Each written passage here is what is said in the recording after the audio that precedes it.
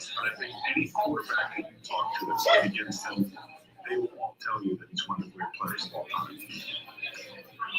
During his 17-year career, Ron Woodson had 71 interceptions, the third most in NFL history. He became the all-time leader in interception return yardage and interceptions returned for touchdowns.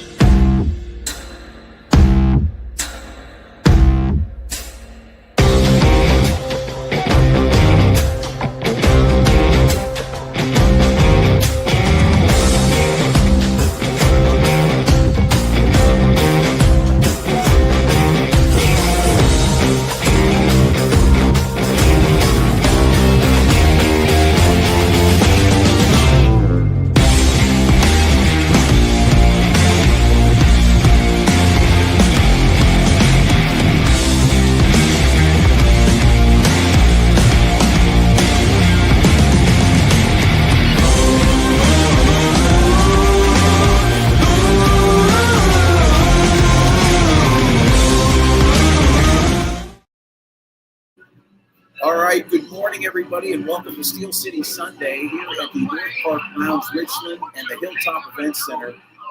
We hope you can hear us and you're watching us live on X, Facebook. We're going to be streaming on YouTube here very shortly.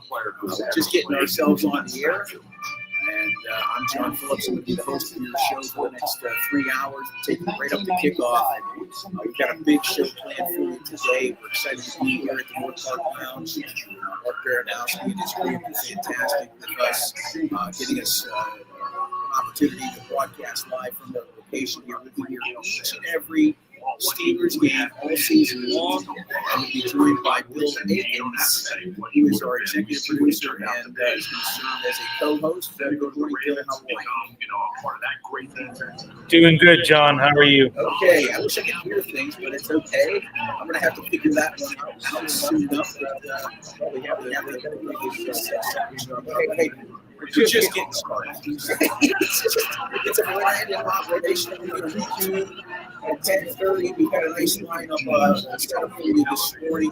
Hopefully, you'll be joining us through the course of the broadcast at 10:30 this morning. Mike Oste is the managing editor of West Virginia Sports Now, part of the Pittsburgh Sports Now family. He's covered the Pittsburgh Steelers for a number of years for them.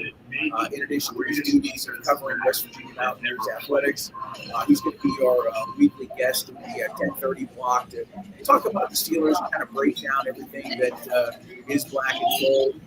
We will also be joined later in the podcast in the noon hour. Paul Seiss will be a regular part of our show. The Post-Gazette columnist, longtime writer for the Pittsburgh Post-Gazette, Trafford native Temple grad as well.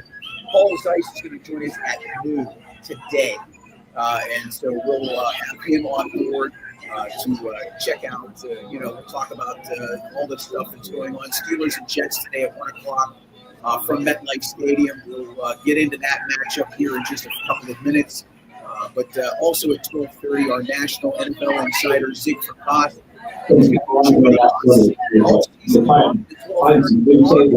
Zig has been covering sports for over 35 years. He's been with Sirius XM Radio for the last 22 seasons. I'm going to be asking trivia questions. The tables that are eligible are this table and your table, guys. You're eligible to answer the trivia question.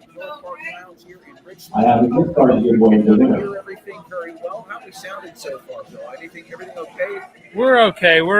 Audio's a little challenging right now, but we're working through it. All right. So we're going to work through things. We'll get this all figured out as we get through this initial show here.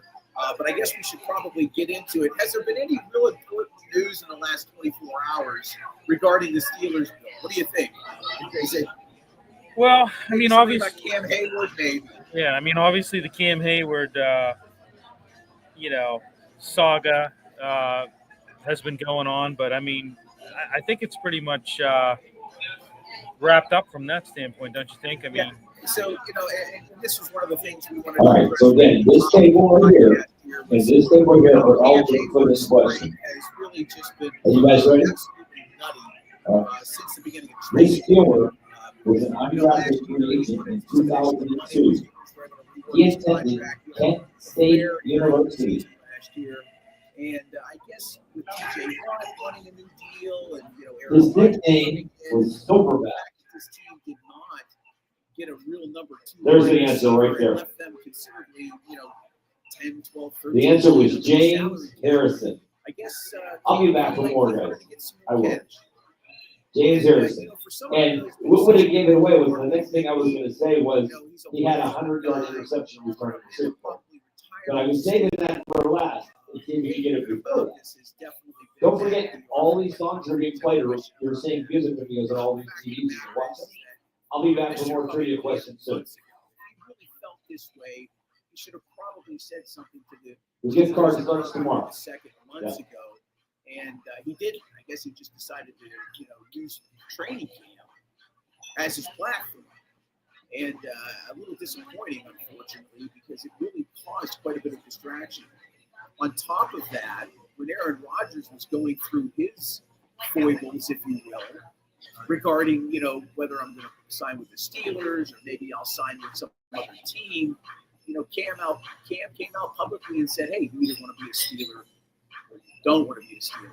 And for all of this to end late last night, over $3 million in incentives, is puzzling. It's a puzzling story, to say the very least. And so now it's all over. Cam's going to play today, and I guess the Steelers are going to be better off for it. We're thankful that you're joining us here on our live stream this morning. Our partners at It's a Wrap Sports are working with us to, make sure that we're on the air. They've been great so far. We want to thank Maddie B and all the crew over there. They've just been tremendous. They've worked with us to make sure that we've got a lot of pre-game, post-game graphics and things of that nature that we're able to share with you. We want to try to put the best production we can forward during this entire show. It'll evolve. It'll have its bumps, I'm sure, early on. We're going to probably, experience a few things here and there that might be a little rough. We'll work through all of that. And it's just nice to be back in part of the community that is Pittsburgh Steelers football here in Western Pennsylvania. I moved away for 4 years. I was in South Carolina and came back last year during the summertime and didn't have much time to really adjust to things and trying to get my foot back into the marketplace. Having spent so much time at radio here in Pittsburgh, working at 93.7 The Fan, the station open for 6 years. Prior to that at Channel 11, working with John Fedko, working with Sam Dover at the beginning of the new millennium. Prior to that on Ardmore Boulevard at 12:50 a.m. For those of you that go that far back, I've always connected with talking about the Steelers, writing for different blogs over the years, Behind the Steel Curtain, Steeler Nation. There's more of that in store as we move forward. And again, it's just nice to be working with people again here in the area. And I can't mention enough the North Park Lounge here in Richland and the Hilltop Event Center.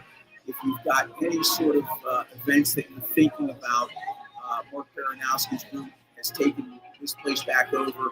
It's an amazing venue. They've got a Steelers buffet on all the games. You can get in here for just $25. You can eat all you want. They've got fantastic specials during the course of the game. The bar is decked out in black and gold. It's such a really cool venue. And as our show evolves, we'll add some other cameras so you can get some other views. And I think it'll be a nice little destination and something a little bit different that is out there in terms of pregame shows. There aren't many of them, that's for sure. We're excited to be a new one. And of course, once the game is over, we'll take you right up until 1 o'clock each week. Once the game is over, you can come back here for live post game. We'll have reaction. We'll get your comments, and we'll address those as well all throughout the show. Again, we're on Instagram, we're on X, YouTube, all at Steel City Sunday. All at the same name across the board, at Steel City Sunday. Capitalize those first letters in each name. You'll be able to come hang out with us. We'll be doing a bunch of things through the course of the year, maybe some live shows during the week. Who knows? We'll see how things progress. I mentioned It's a Wrap Sports, the partnership that we're working with them. I do want to mention they've got a ton of shows. A lot of them are based on Philadelphia sports teams. We're not going to hold that against them, but hey, nonetheless, you want to check out It's a Wrap Sports and all of the different shows that they have. We're going to mention these through the course of the season. The Birds Flyby is a post-game show that they do on the Eagles. Of course, the defending Super Bowl champions. They opened up their season Thursday night. Did you have over 47 and a half? Did you have the over in that game? It was like 41. I did not. It was 47 and a half. And the game had 41 points in the first half, and it ended up finishing 24-20. Any of the over bettors got completely loosed on that. Right. Just a terrible beat if you're a degenerate gambler, for sure. And I'm sure that was something that they talked about in the post-game show. But the Birds Flyby, the Philadelphia Eagles live post-game show after all of those games. You want to check out some of that stuff. We'll mention some other shows throughout the course of the podcast on It's a Wrap Sports, one of our partners that we're working with this year. They're good people. Like I mentioned, all the graphics that you're seeing before the show. If you go to our webpage, you're going to see some things. They're producing all of that. Al's been fantastic. Matty B and his crew. Who else over there? You've been working with them for a while. Yeah. Pat Bernard, Matty B. We got Al Zafiri. So, yeah, all those guys. Tremendous guys. Like I said, they're across the state and root for different teams, but nonetheless, we appreciate everything that they do, and they're the reason why we're on today. So absolutely, they are, and it's something, when you get into something new like this, a new venture of this nature, you're trying to work with as many people as you can, just because it's important. Look, we're new, and I'm going to add something new so I can hear the audio. And there we go. I do have audio, which is good.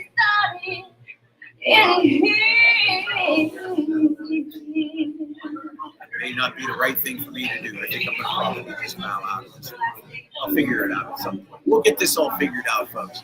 Welcome to Steel City Sunday here on X, on Facebook, YouTube. We're going to be jumping on there about 10:30 this morning. We're excited that you can join us. Let's talk a little bit more about this game and a little bit less about us. So we've talked about Cam and the controversy there. The Steelers themselves, I think, have already put this to bed. We can get into some of the particulars about the $3 million. It's all incentive-based. And I think a lot of it gets paid out if they make the Super Bowl and win the Super Bowl. So the Steelers really didn't give up anything. And I guess Cam saves face. Which steals from the big story, which is Aaron Rodgers. Look, I've talked about Mike Tomlin over the years, especially over the last 8 or 9, and the struggles that he has had. Some people will argue that he has made this team better.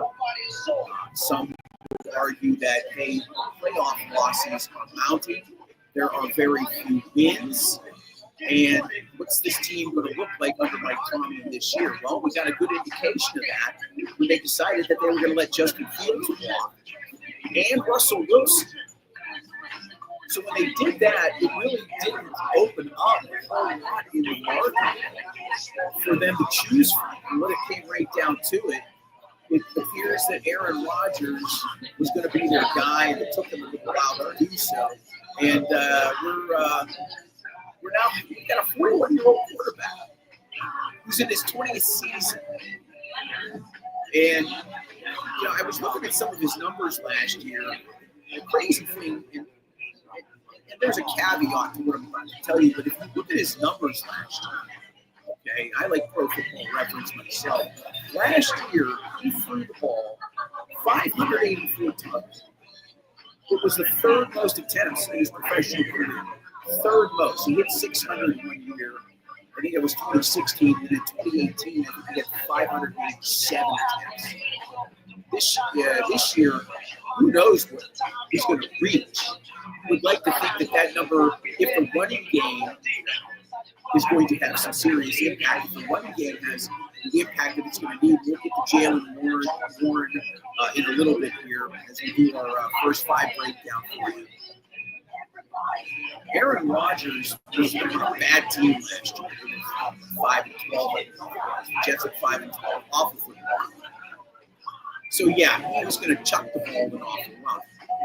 Went through the whole season relatively unscathed. He started all 17 games and played all 17 games.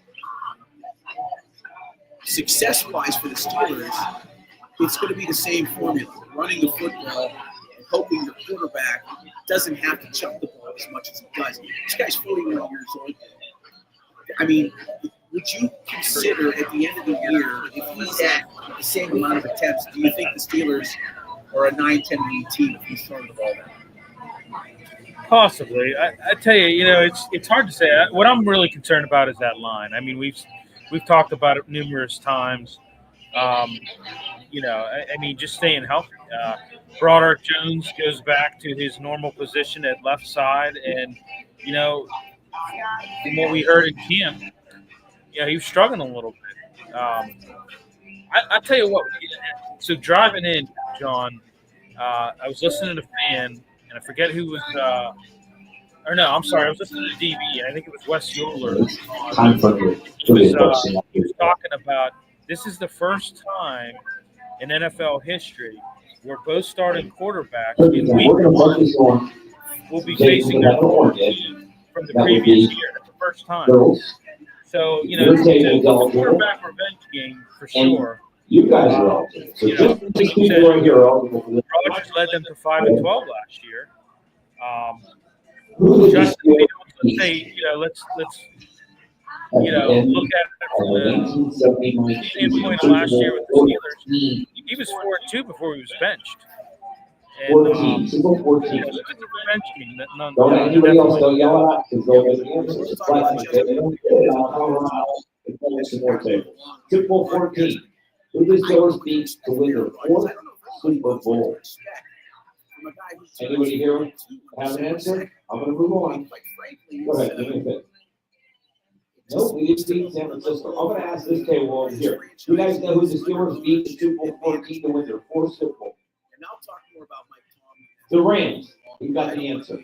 Little trivia. First of all, I was at the game. I was there. At the end of the 3rd quarter, the Steelers were losing the game 19-17. They won that game 31-19. Congratulations. That was their 4th Super Bowl.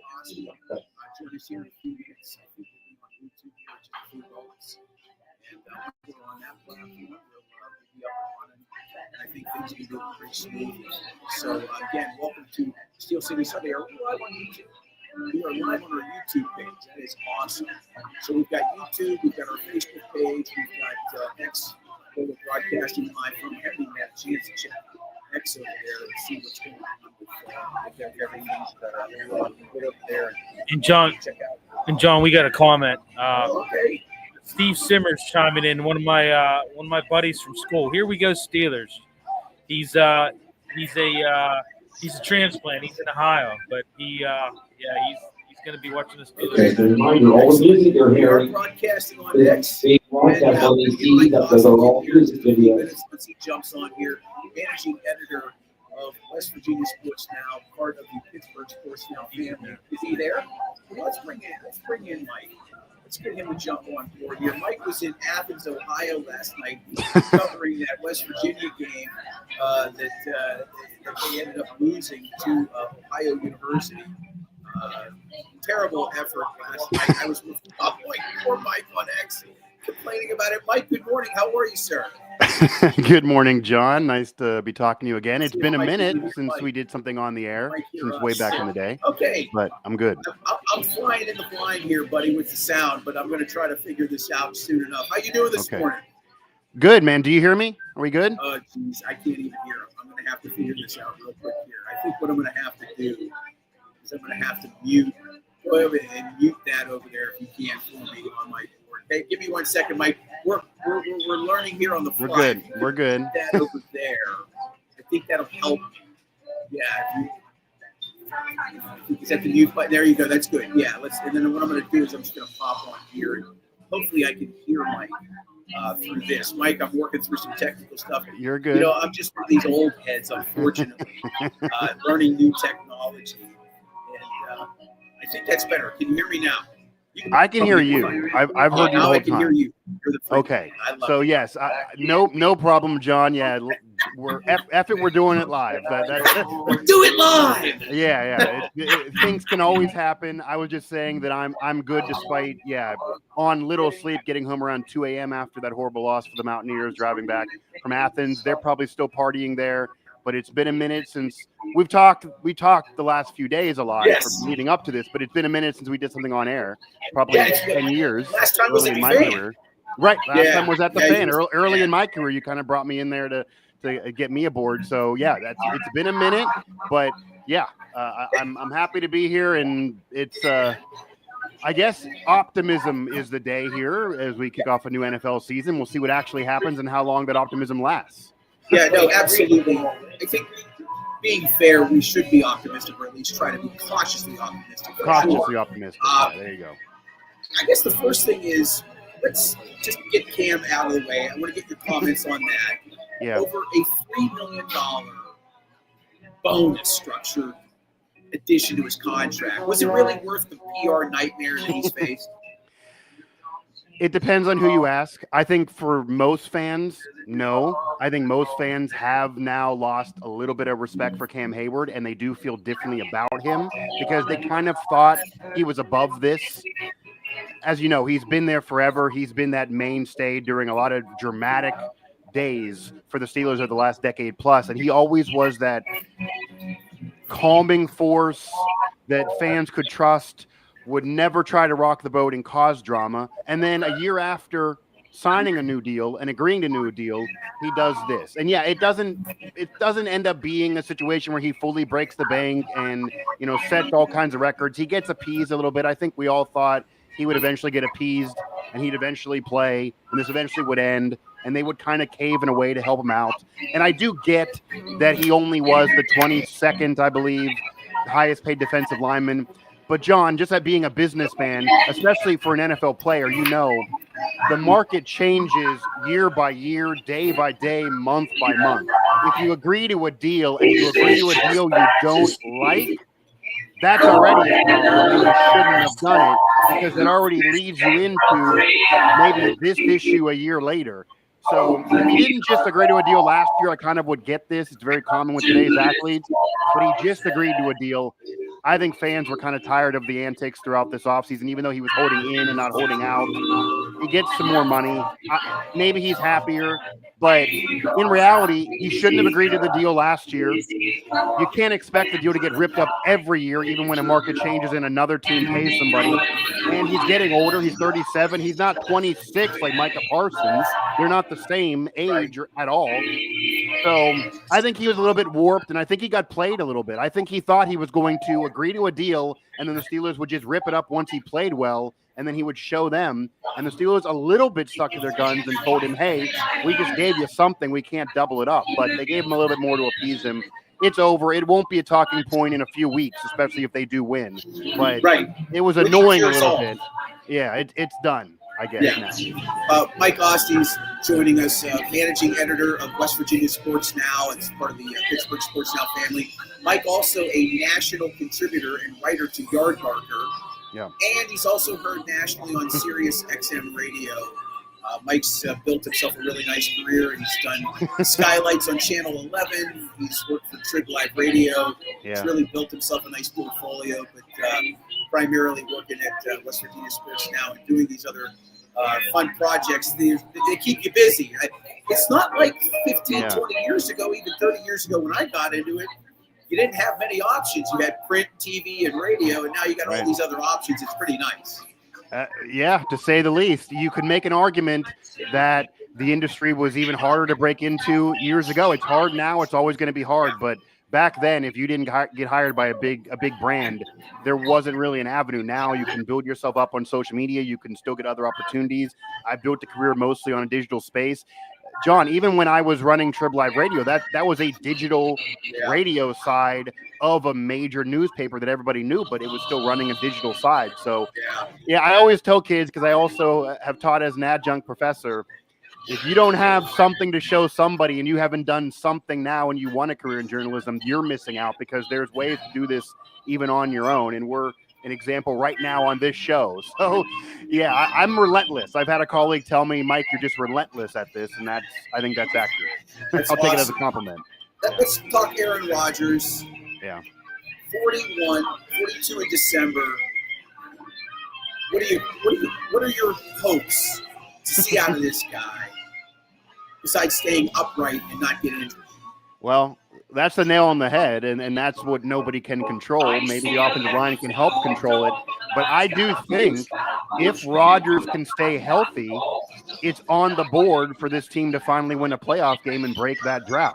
They have an upgrade at quarterback, even at his advanced age, from what it's been in recent years with Trubisky, Kenny Pickett, even Mason Rudolph, who's still there and would come in if Rodgers goes down. Russell Wilson, Justin Fields, who they're going to see today. This is an upgrade. Aaron Rodgers, even last year, as bad as the Jets were, this is funny, John. If you look at just the stats, he had one of the better years in Jets history, just numbers-wise. They didn't win, but just numbers-wise. So if the Steelers can protect him, there's something left there. I do feel I was at training camp. I saw him in person multiple times.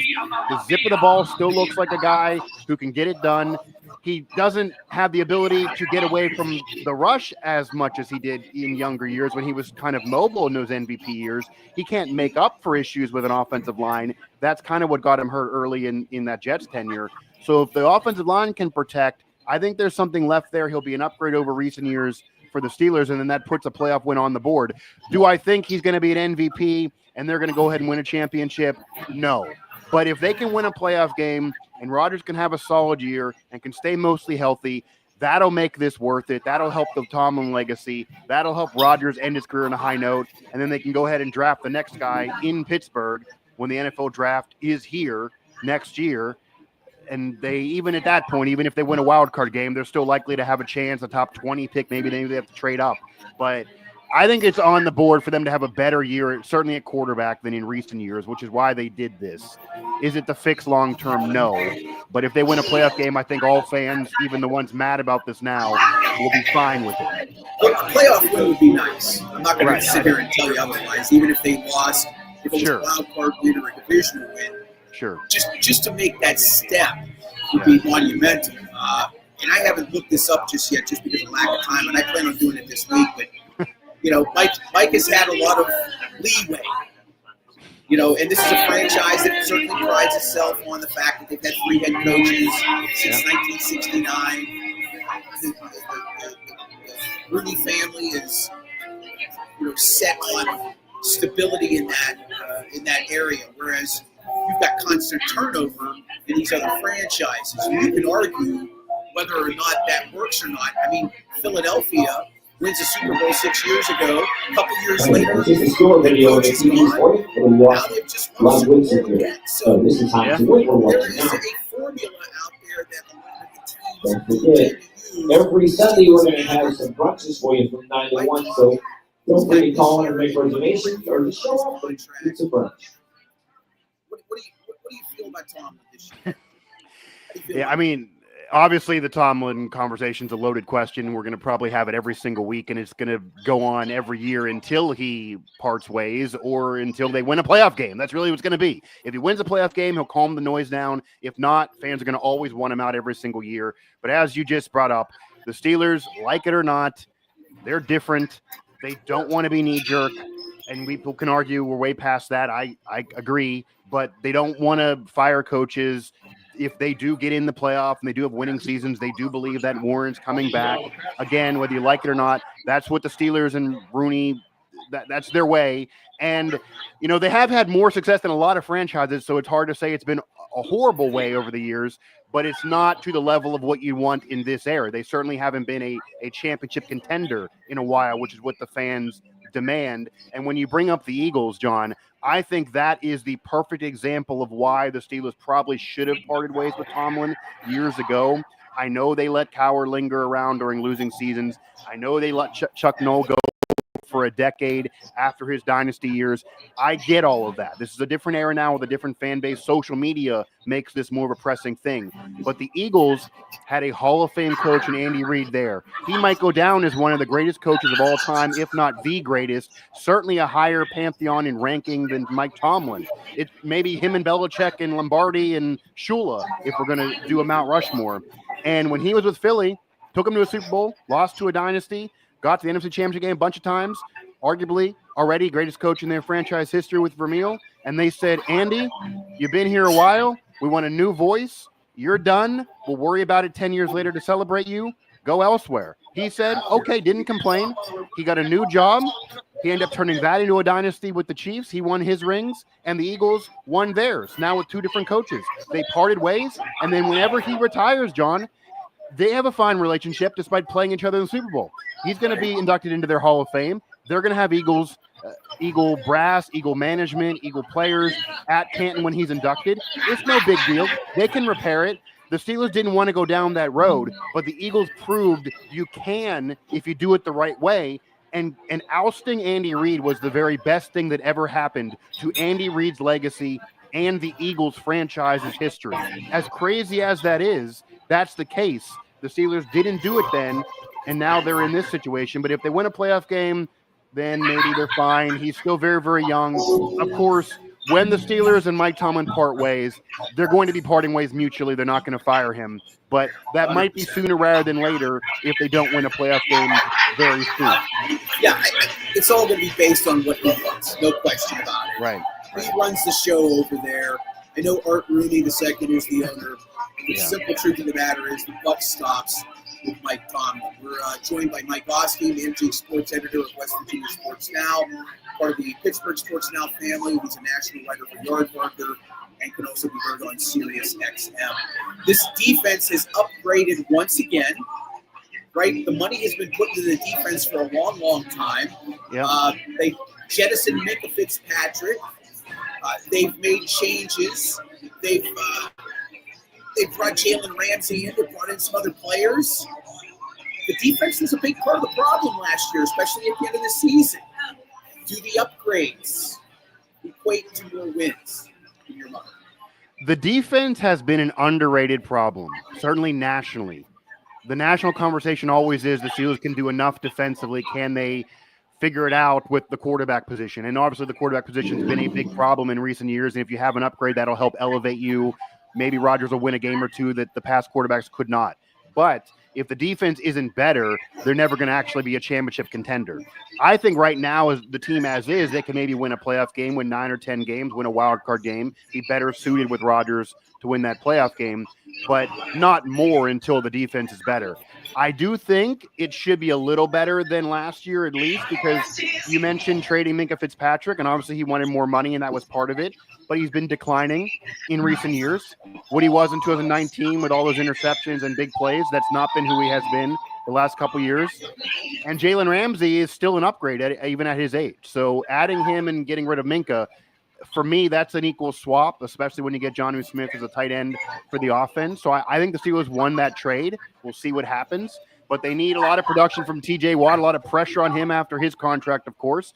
There's even pressure on Cam Hayward, John. We opened up talking about Cam Hayward. If he goes out there and is hurt 6 weeks in and doesn't play well, it's going to really make this whole offseason look ridiculous, wanting a new contract after getting one a year earlier. And then he won't even be producing the top 20 DL in terms of defensive linemen. So they should be a little better. At least secondary should be better. I mean, Beanie Bishop was roaming as a starter to open up last year. I covered him at WVU. I think he's a great player. I think he can have a great career. He's motivated as all get out. But I don't really think he's an NFL starting nickel week one as a rookie. And that's what he was last year. So they should be a little better off defensively, but there's really pressure. And fortunately, John, they may have a week where we're all talking positively in the region, because I think this is a really solid matchup for that defense to perform. The Jets and Wilson and Fields, Justin Fields, they got a lot to figure out. Their fans do not believe in that offense. I have a good friend who's a Jets fan. I mean, it could be an issue for them to get going, and this could be a great matchup for the Steelers to look good early and maybe even have a chance at a game they can win with only a few touchdowns on the board. Maybe that's not the case the rest of the year, but could be the case in week one, even forcing turnovers against Justin Fields early. Yeah, real quickly, Bill Akins, you had something you wanted to add to this? Yeah, hey Mike. Hey, what's going on? Hey, what's going on? I just wanted to ask you: do you think there's a little added pressure on, on Terrell Austin and Tomlin with this defense? I mean, when you look at it, in the last 4 years, they've outspended all other teams in their defense. So, yeah, I mean, do you think there's a little extra added pressure, I guess? So, form? 100%, and there should be. It's only fair. They're spending money on the defense, as you guys know, and even fans know. Tomlin made his bones as a defensive coach. People forget that. He's a defensive guy. So it's one thing if he can't develop a quarterback and he won big with Big Ben, a Hall of Famer. Okay, he's a defensive guy. But if the defense is collapsing, you're a defensive guy. So it looks worse on you, especially when you're spending the money.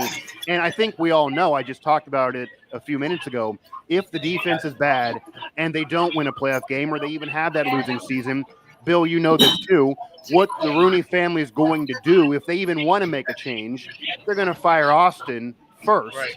And then talk about Tom and whether we want to part ways, whether we want to do a one-year thing, whether we want to announce that we're going to end up soon, or whether we want to give him another year to try things.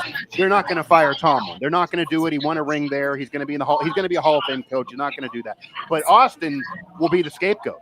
It's the same thing that I remember back in the day, actually, when I was on the fan with John, there was a conversation about Todd Haley. That offense performed in that playoff game, and he was the scapegoat there. They scored 30 points, and he was the scapegoat there.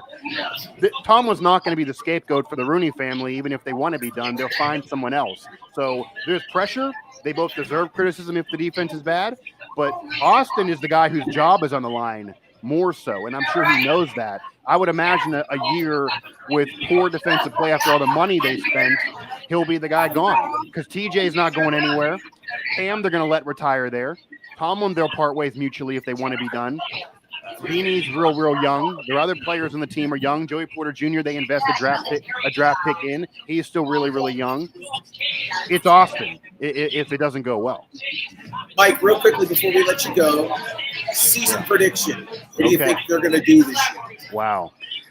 Without the full schedule in front of me, and I do think they're going to win this game against the Jets. I think they should beat the Jets, and I think they should actually win this game comfortably. I don't think much of the Jets mostly this year, so that kind of leads me into that. If I had to just go off a record, I think this is probably a 10-7 situation where they're just a little bit over 500, another winning season, similar to the last several years.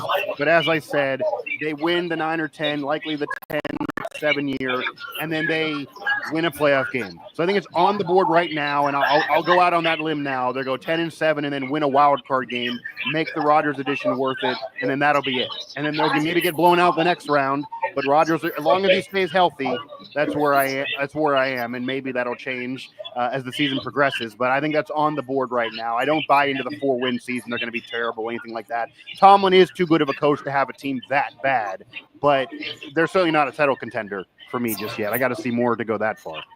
Mike, you sound fantastic. I can't thank you enough for joining us. Mike's going to be part of our broadcast every week. Mike Osti. Follow him on Twitter X. Use that too. At Mike Osti 11. And as editor of West Virginia Sports Now, for the Pittsburgh Sports Now family, and on Sirius XM. Before you call for reservation, just show up. Yeah, man. Have a good day. All right, Mike Osti, great job. He's done such a great job with his career. He has just plowed through it. Like, this is one of the hardest industries to be successful in. And Mike has just carved a nice path for himself. Very happy for him. He's got a family. He's got 2 young daughters. Just has put his head down and worked hard. And he's got a great base of knowledge. We're excited to have him on every week. And it's just good to be able to connect with some of the folks that I have worked with in the past. Paul Zeiss joins us at noon today. Former 93.7 The Fan host, longtime writer for the Pittsburgh Post-Gazette, a columnist now for that newspaper. joins us at 12 noon today, and we're excited to have him on the show. Portions of today's show, I should mention, are brought to us by Arch Masonry and Restoration. It's another one of our sponsors that have come on board this year. Arch Masonry and Restoration is hiring in Pittsburgh. They're seeking professional craftsmen with experience in brick and block work, concrete finishers, and labor help. There's no experience needed. You can learn on the job. They have an advancement program and classes that can jumpstart your career in construction and the building trades. Call 412-564-5733 or visit archmasonryinc.com to learn more. archmasonryinc.com is the place to go check out more information. If you're in the masonry field or concrete field, they're hiring right now. Give them a look-see. All right, we are here at the North Park Lounge, Richland, and the Hilltop Event Center. We're pleased that you could join us this morning on Steel City Sunday, brand new pregame show. We're 3 hours live before kickoff every week. We'll be right here broadcasting, and as soon as the game is done, you can join us for 2 hours of live postgame. I will say that in October, we'll be joined by TV legend John Fedko. He's going to be joining us for an hour in our postgame show. As we move forward with this show, we'll be adding more people to our broadcasts every week. Bill Akins is, of course, a big part of what we're doing here. As I always say, I'm the shell of the bus, and you're the young engine, pal. So things run because of this guy right here. And really, so far, so good. I thought it was going to be far worse. I'm not going to lie. Yeah, no, we're doing good. Yeah, a lot of viewers. We're doing pretty well here. So. Yeah, so it's so crazy because you do something like this for the first time. And I was told years ago to do this, and I'm like, I had my mind on other things. I was focused. I got a new young family. I was trying to carve out a career in construction. And when I came back to Pittsburgh, I said to myself, this has got to happen. And I wanted to put this together with another group, but couldn't quite get the money together. And at the last minute, contacted some places, and sure enough, we're broadcasting live. We're going to do it all season long. We're going to do it all season long, and we hope that you're part of our journey as we move forward. And again, when you're doing something like this, you learn as you go. And so Facebook has a policy where you have to create a page and it has to be live for 60 days before you can broadcast live from there. So we're still on Facebook broadcasting. We're working around it. We'll get to the Steel City Sunday page in due time, but we're on YouTube. We're on X right now. Hopefully next week we can add Instagram. We should be at TikTok. We're going to get TikTok as well. I don't do TikTok. I don't know about you, but I try to stay off of that platform. All right. Any comments? Are we getting any feedback so far?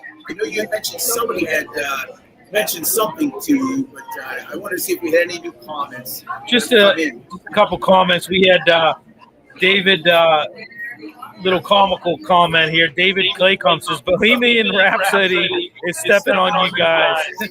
That's because we have a DJ that's basically playing right next to us. But, yeah, we're trying to make do with what we got here. So. Yeah, we're going to work through these issues as best we can. We're happy that we're here. You know, the simple truth of the matter is that I didn't think this show was going to get on the air a week ago, and now we're here.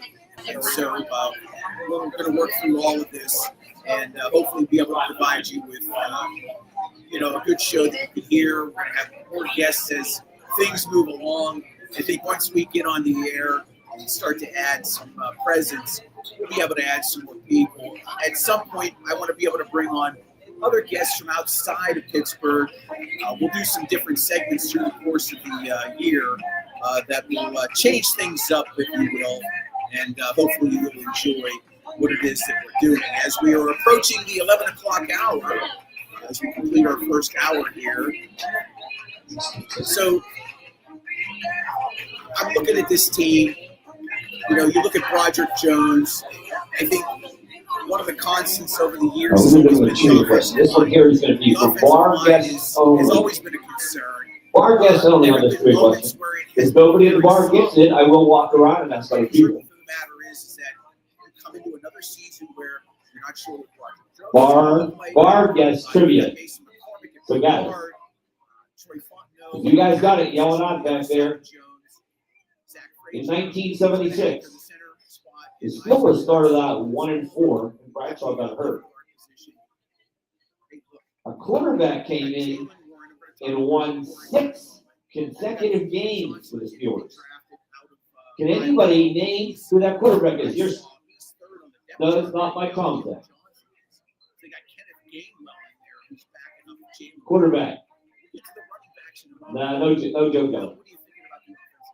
Quarterback came out Well, 6 I'm a little consecutive games. concerned, obviously. I mean, Like Jerry Henry. from what I understand, I I'm mean, gonna have to move away from Broderick you guys didn't have can't the get it. best team, so you would think Still he quarterback. he goes back to his natural position. After the Steelers You know, started 1-4. You would think that would that year. he'd be comfortable there, but it's kind of been Steelers were gonna run that year. not that way. So Listen to this stat. In Fatano, 9 I mean, games that he's had year, issues. He's had injury after issues. they He's started had knee 1-4, issues at they Oregon. gave up 28 total Obviously, he had a knee points in injury 9 last games. year. So we'll see what happens there. I mean, even Zach Frazier. I mean, he's had some But there was a injury quarterback that came in issues. after I know, Bradshaw got hurt, primarily and he has been won healthy for the 6 Steelers. games. He's had Bar, some they have to injuries move as away from the well bar. in I'm West sorry, Virginia guys, and I stuff like gave you a that. chance, so So, we're gonna move over. but yeah, I mean, I'm really concerned All right, about we're the going to line. this table right Very, here. Who's that especially quarterback? protecting a 41-year-old Mike quarterback. Luchak. That's correct. So. Congratulations. This good card is good start tomorrow. Hey, 28 points in 9 games after they started 1-4. Greatest defense in NFL history, 1976 Steelers. It's the North Park Browns, Richland, and the Hilltop Event Center live on Route 8 in Gibsonia. This is Steel City Sunday here on YouTube, X, and Facebook. I'm John Phillips, Bill Akins, our executive producer, and Don't worry, Bar. I'll give those bar people a chance eventually. as we are about to enter our second hour, the line is always going to be a concern, no question. When you invest such money in the defense, there's just going to be other areas of your team offense you might not be able to spend as much, and that's where drafting comes in. You don't have you have Omar Khan, and you have Mike Tomlin, right? Kevin Colbert's been gone for 3 seasons now. Yeah. It's a completely different regime that is in charge of all of it. And not to say that Tomlin didn't have a large say in what Colbert was eventually doing, but Colbert was effectively the general manager of the club and, was making these decisions along with other people on the staff. Now it's Omar Khan, and it's Tomlin.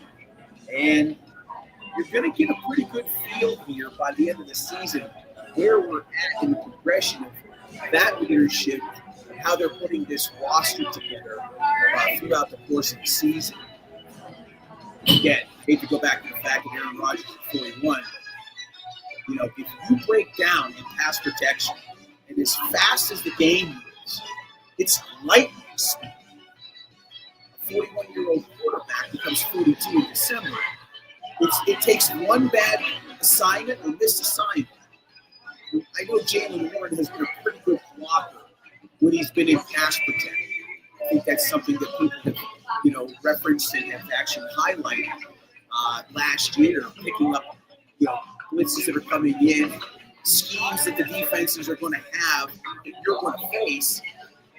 If you miss one assignment, you're now back to Mason Rudolph. And that may not be a bad thing. He's been in the league now, I think it's his 8th or 9th season. And of course, he spent the majority of it here in Pittsburgh, went to Tennessee last year. They've gone in a different direction with Cam Ward. He's back, and it's just one step away. You're just one play away from having that situation unfold. It is a little scary, but, hopefully hopefully the offensive line can protect you. Well, I tell you what matchup on the line that I'm most concerned about is Will McDonald versus Broderick Jones.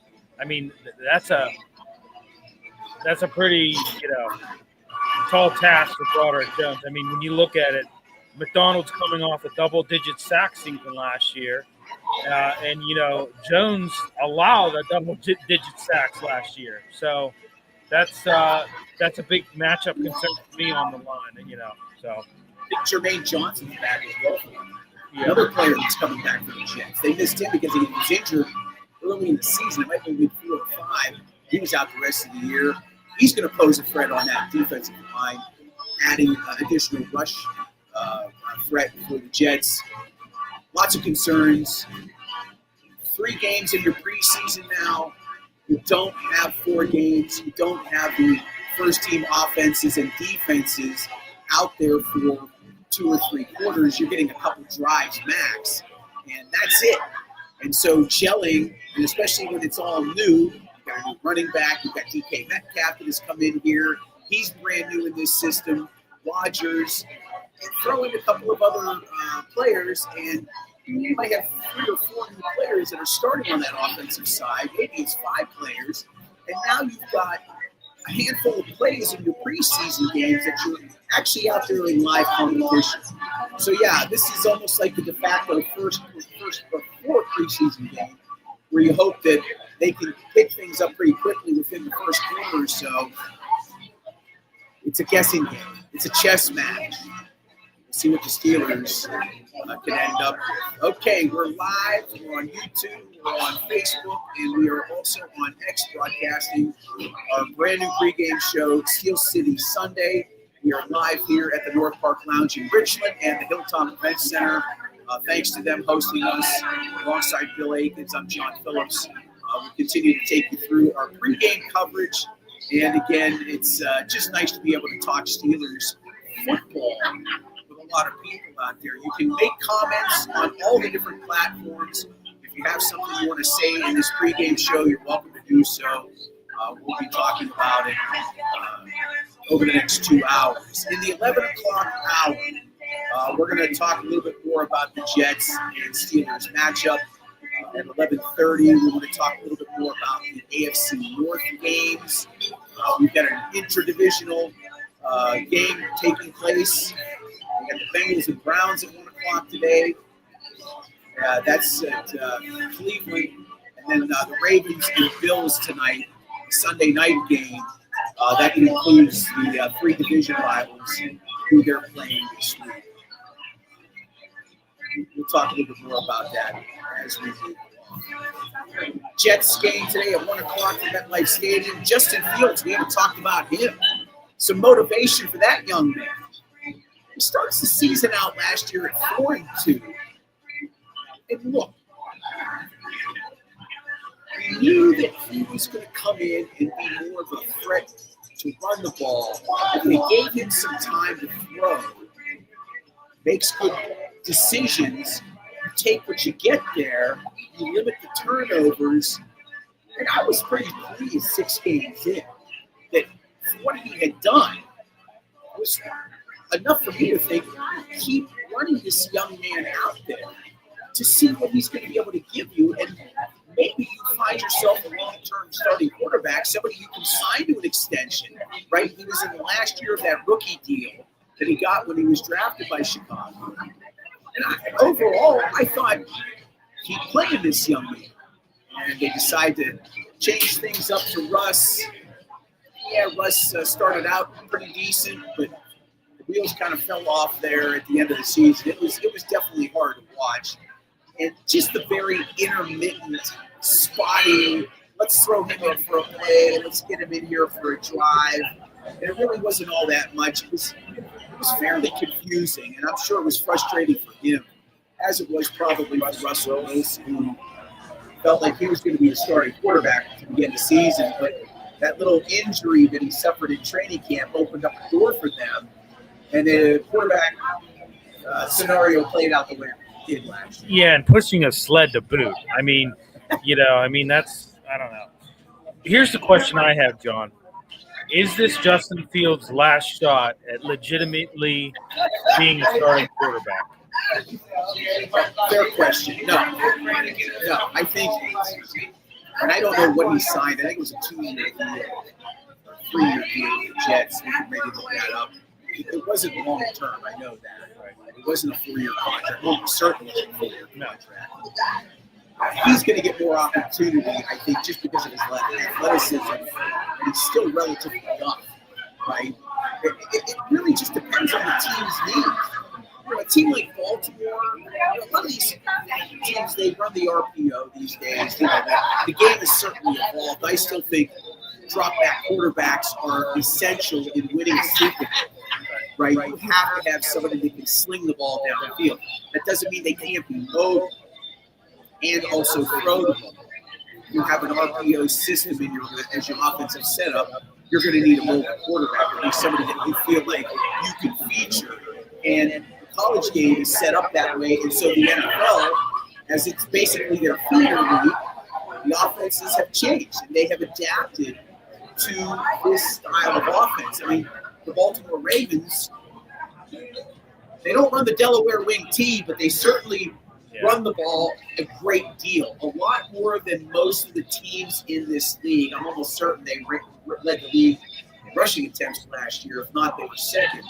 And they have basically developed an offense around Lamar Jackson. And you tend to do that, right? Your quarterback is going to dictate a lot of that. And that's where the league has kind of gone. And so I think for Justin Fields, you ask if this doesn't work out in New York, what's going to end up happening to him? I think it's really going to be based on the market, right? The market's going to dictate whether or not Justin Fields gets another opportunity. If he starts 8 games and they're 3-5 and he's played poorly and he gets benched, whoever backs up him, that's going to be part of the process. The Jets keep him at the end of the offseason.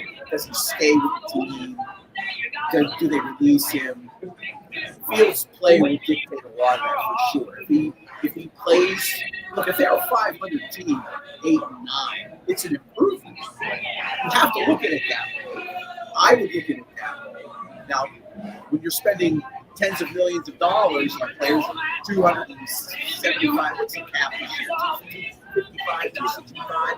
It's a significant amount of money. When you're spending that kind of money, if you win 8 games but don't make the playoffs with Justin Fields, is that enough to bring him back? I would say yes. What about you? I would say so. I mean, I will say one thing. This guy's played in a lot of systems, and that can be a good thing, and it also can be a bad thing. I mean, when you look at it, he was in, the Arthur Smith system last year. Now he goes to the Jets, and you would think he was very blessed being the Jets. So he's learning a whole system now. So I don't know. It's going to be. I don't know. We'll see how it goes. I liked him. I really was happy that they brought him in last year. I'm not going to lie. I thought there was plenty of opportunity for the Steelers to just keep playing. How many? Right. I mean, and make a decision. How many quarterbacks go 4-2 and get benched? Right. Yeah. Well, I mean, it happens, but I mean, I'm trying to stay positive. An hour and I don't know how we're an hour and 9 minutes in. I'm just throwing it out there. I don't want to go into the doom and gloom of Tomlin just yet. Well, yeah. Let's give it a few games. Yeah. I will say one thing. I did too. I will say one thing. The key to stopping him, I think you're going to see the Steelers. They're going to use a lot of spies to contain him, in that dual threat ability. I think you might have like Peyton Wilson or Patrick Queen, using the spying, using the in order to contain that dual threat ability that he has. So I see we got some people watching us on X right now. Thanks for joining us. You're welcome to leave some comments down below. Please retweet the show, follow us. Make sure you let people know there's a new Steelers pregame show live every Steelers game this year. It's going to be right here from the York Park Lounge and the Hilltop Event Center in Richmond. Right on Route 8 in Gibsonia. We'll be broadcasting live all season long. Not just pregame. As soon as the Steeler game ends, we'll be on postgame right away.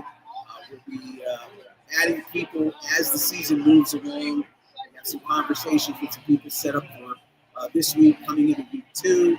Hope to announce some new partnerships. It's a Wrap Sports is a partner of ours. We want to thank Maddie B and that entire crew over there at It's a Wrap Sports. They do a lot of Philadelphia-related programming. They do a Happy Valley Huddle, which is a Penn State football postgame show. They do that program. They do a show called The Final Word with Matty B. If you're a Philadelphia fan, you can check that out. It's a nightly Philadelphia sports talk show with Matty B. Go follow It's a Wrap Sports on YouTube. They're our partner in all of this as well. We're excited that they've brought us on board. We got some. How about that? We're producing a show, folks. There you go. There's The Final Word with Matty B. I'm not going to say anything. I'm going to say nice things. I hope those guys. I think they could take jokes. Oh, absolutely. They've got a second Lombardi over there, so they probably don't mind, right? Yeah, when you're winning championships, it's all good. All the hate you get is just drink that in, right? That said, hey, take some healthy shots at us. It's fine. Yeah, it's okay. It's good. They said we're gonna reciprocate it, so it's okay. No, they've been fantastic. I can't tell you enough how much it is nice to work with people that. This is a competitive space. There's a ton of Steeler blogs out there. There's, some of the biggest ones that have been around a long time. And then there's others that are trying to find their foot in that space, and they're growing. There aren't many people doing this. I can tell you that right now. Outside of the Steelers network, radio network, and of course the Fan, who spent 6 years working for. There's really nobody doing this. There's some post-game shows out there, and you can find a variety of them. Hopefully we can find our way into your schedule when the Steelers games round up. I'm John Phillips. Bill Akins is with me. This is Steel City Sunday here on YouTube, Facebook, and X. We'll be adding Instagram probably next week. We're going to work through some of that stuff, and we're off and running. I feel good about things so far. I'm a little surprised that it's been as smooth as it was. Yeah, I think everything's good. I think, we have a little bit of audio issues, but, this is our first show, and, hey, you as you progress, you work out those bugs. So, Mike is very happy. I just heard from him via text message. I'm happy that he's enjoyed this. And like I said, this thing's going to evolve over the course of time.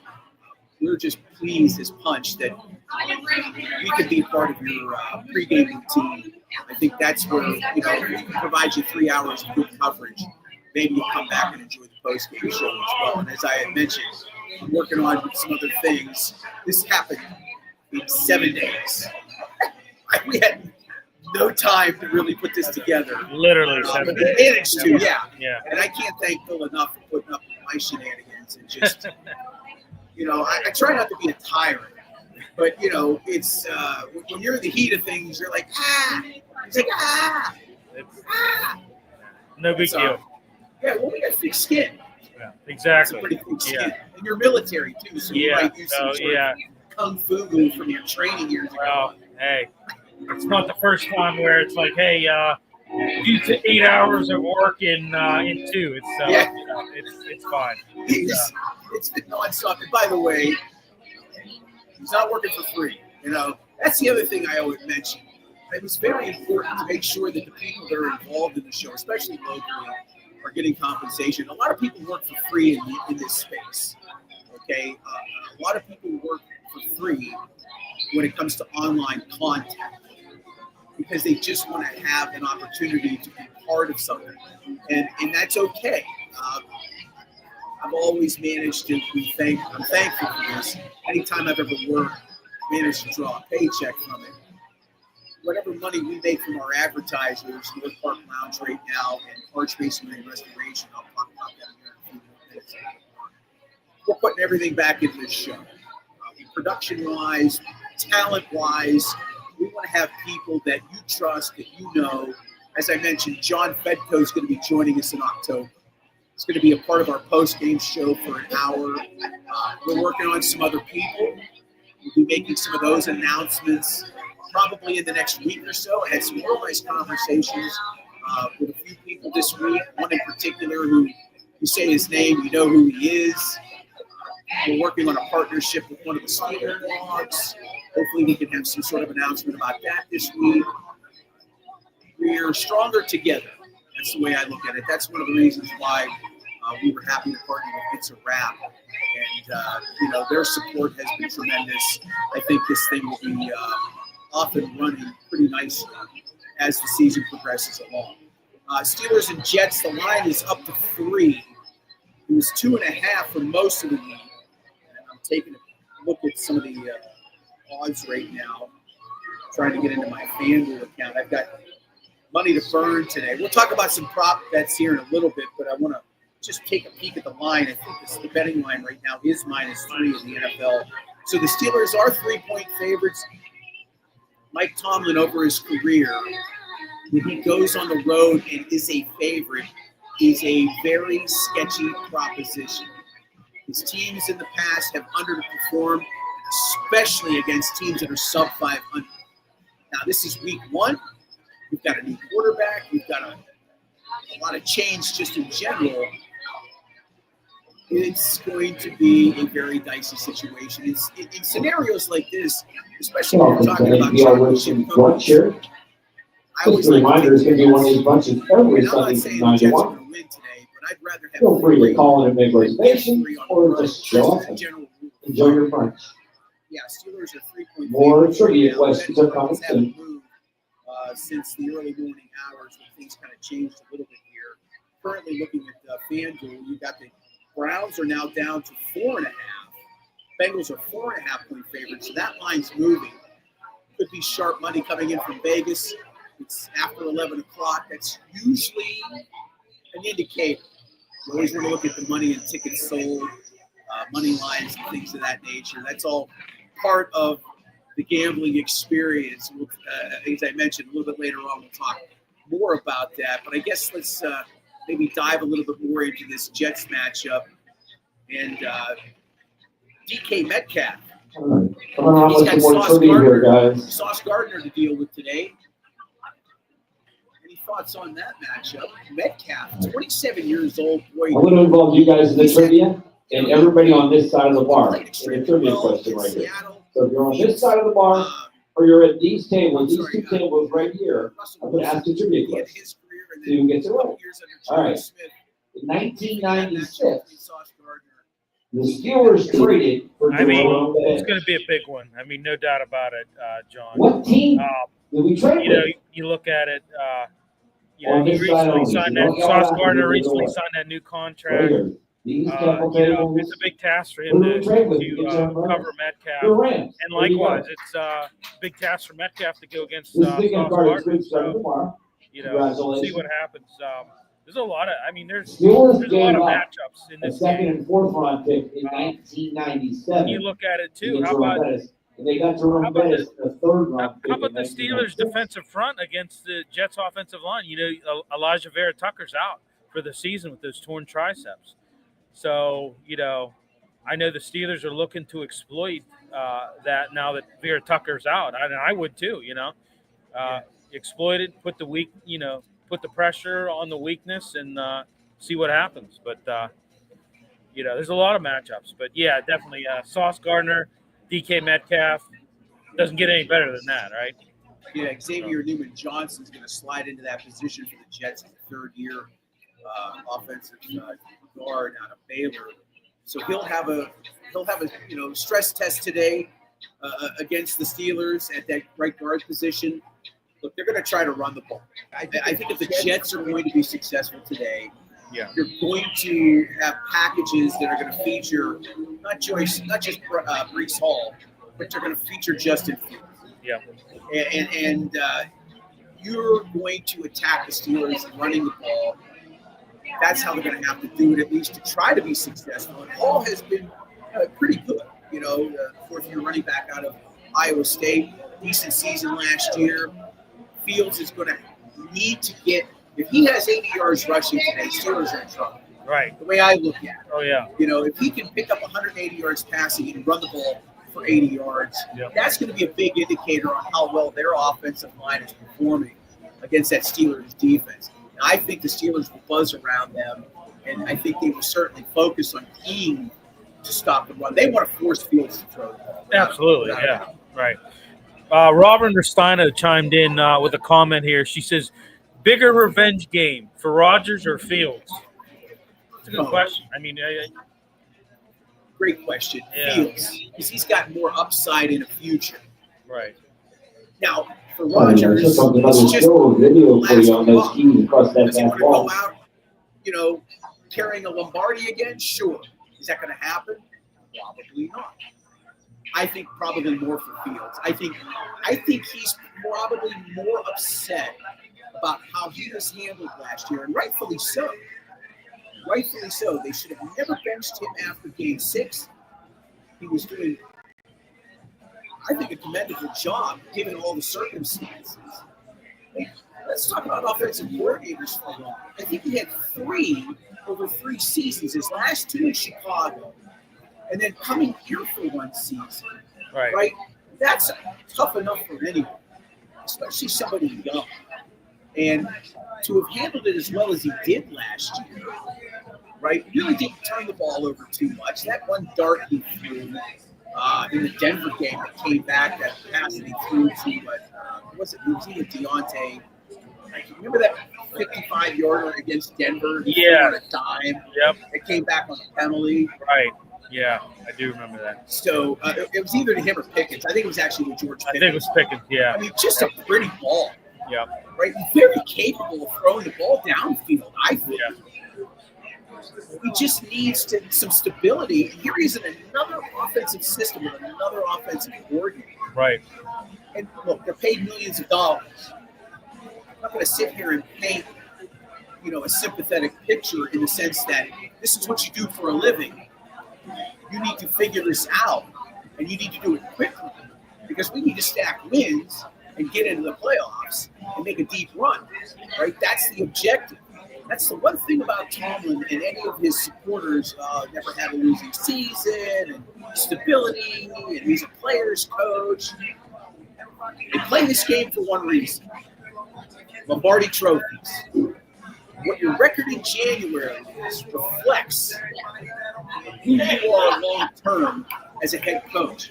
And I give credit where credit is due to Mike Tomlin. Right? He's in year 19. Never had a losing season. Been to 2 Super Bowls. Since 2010, record shows 3 playoff games, folks. 3. And he got 2 of those in 2016, of which the last victory was an 18-16 win where they didn't score a touchdown. You take them Booker by crook. That's just the facts. That's just the facts. You play to win championships. You play to get into January and win games there. Winning seasons over the course of 19 years is great. You've never had a losing season. That's great. But it's time to change that. They have to make the playoffs this year, as far as I'm concerned, and win at least one playoff game for me to feel better about where things are going with Mike Tomlin. And I'm not delusional. He's not going anywhere. Mike Tomlin has a job for as long as he wants it. He's earned that right under the Rooney banner because that's how they operate. Unless Art Rooney II, who only got into the football business about 25 years ago. He was an attorney for many years. As his father started to get older, he got more involved in the family business, eventually took over as team president and hired Mike. It's the only coach he's ever hired. Art's not going to let him go. I think they'll have hard conversations. Maybe those conversations have gotten harder in the last few years. It's very possible that they have. I would think, if I'm Art Rooney, I'm probably, sitting down and trying to work this out with Mike and where the failures are. And Mike is a good soldier, as a man who's in charge of one of the bulwark franchises in the National Football League, right? When you talk about top tier, the top tier of NFL franchises, you've got the Steelers, the Patriots, you've got the Packers, you've got the Cowboys. You've got those 4. It's a big deal. No playoff wins in 8 seasons. Getting blown out in the last 5. We just boat raced in every single one of them. Don't say that they only lost by 3 to Jacksonville because they were down 21-0 pretty quickly, right? They played that Kansas City game, no score until the early second quarter when T.J. Watt picks up a fumble and returns it for a touchdown, and then Kansas City just flipped the switch. You know, the Bills playoff loss a couple years ago, just getting destroyed. Last year in Baltimore, it was massive. It's embarrassing. And I know it doesn't sit well with Mike. You've been in the league as long as he is. He's the highest tenured coach now in the league. Jim Harbaugh is the second oldest tenured coach in the league. They play against each other, you know, for 18 seasons. These are men of credibility, right? I don't take anything away from Mike. But it's got to change this year. Another non-playoff. Feel free to make a reservation or disconnect. If they don't make the playoffs or if they get in and don't win and they don't perform well, will be now season 9. Okay? Season 9. Not acceptable. You never had a drought that long under Bill Cowher or Chuck Noll where they didn't win a playoff game. Okay? Even in the 80s, which I lived through, playoff wins in 84 and 89 under Noll. Not good teams, lousy teams, right? Once they got into the new decade of the 80s, those players from those Super Bowl runs in the 70s were retiring, right? They were going to other teams, right? You had Franco going to Seattle. You had players retiring, right? They just got older. Didn't have free agency back then, right? Free agency didn't happen until 1991. So the league was very different back then. You know, Chuck made chicken salad and chicken scratch, quite frankly. And I think Mike Tomlin, to some degree, has. He has certainly gotten them into the playoffs, maybe with some teams that were questionable. Something you might want to add there? Yeah. I think that the fan base as a whole is getting a little bit tired of not winning a playoff game. It's almost been a decade. 2016, you know. I know Zig Fracassi, who we're going to have on the show later, has said that. You know, he's on Sirius XM NFL radio, and he said, you know, I take calls all the time from Steeler fans that are like, you know what, like, enough. Yeah, we need to win a playoff game. We haven't won a playoff game in almost a decade. It needs to change.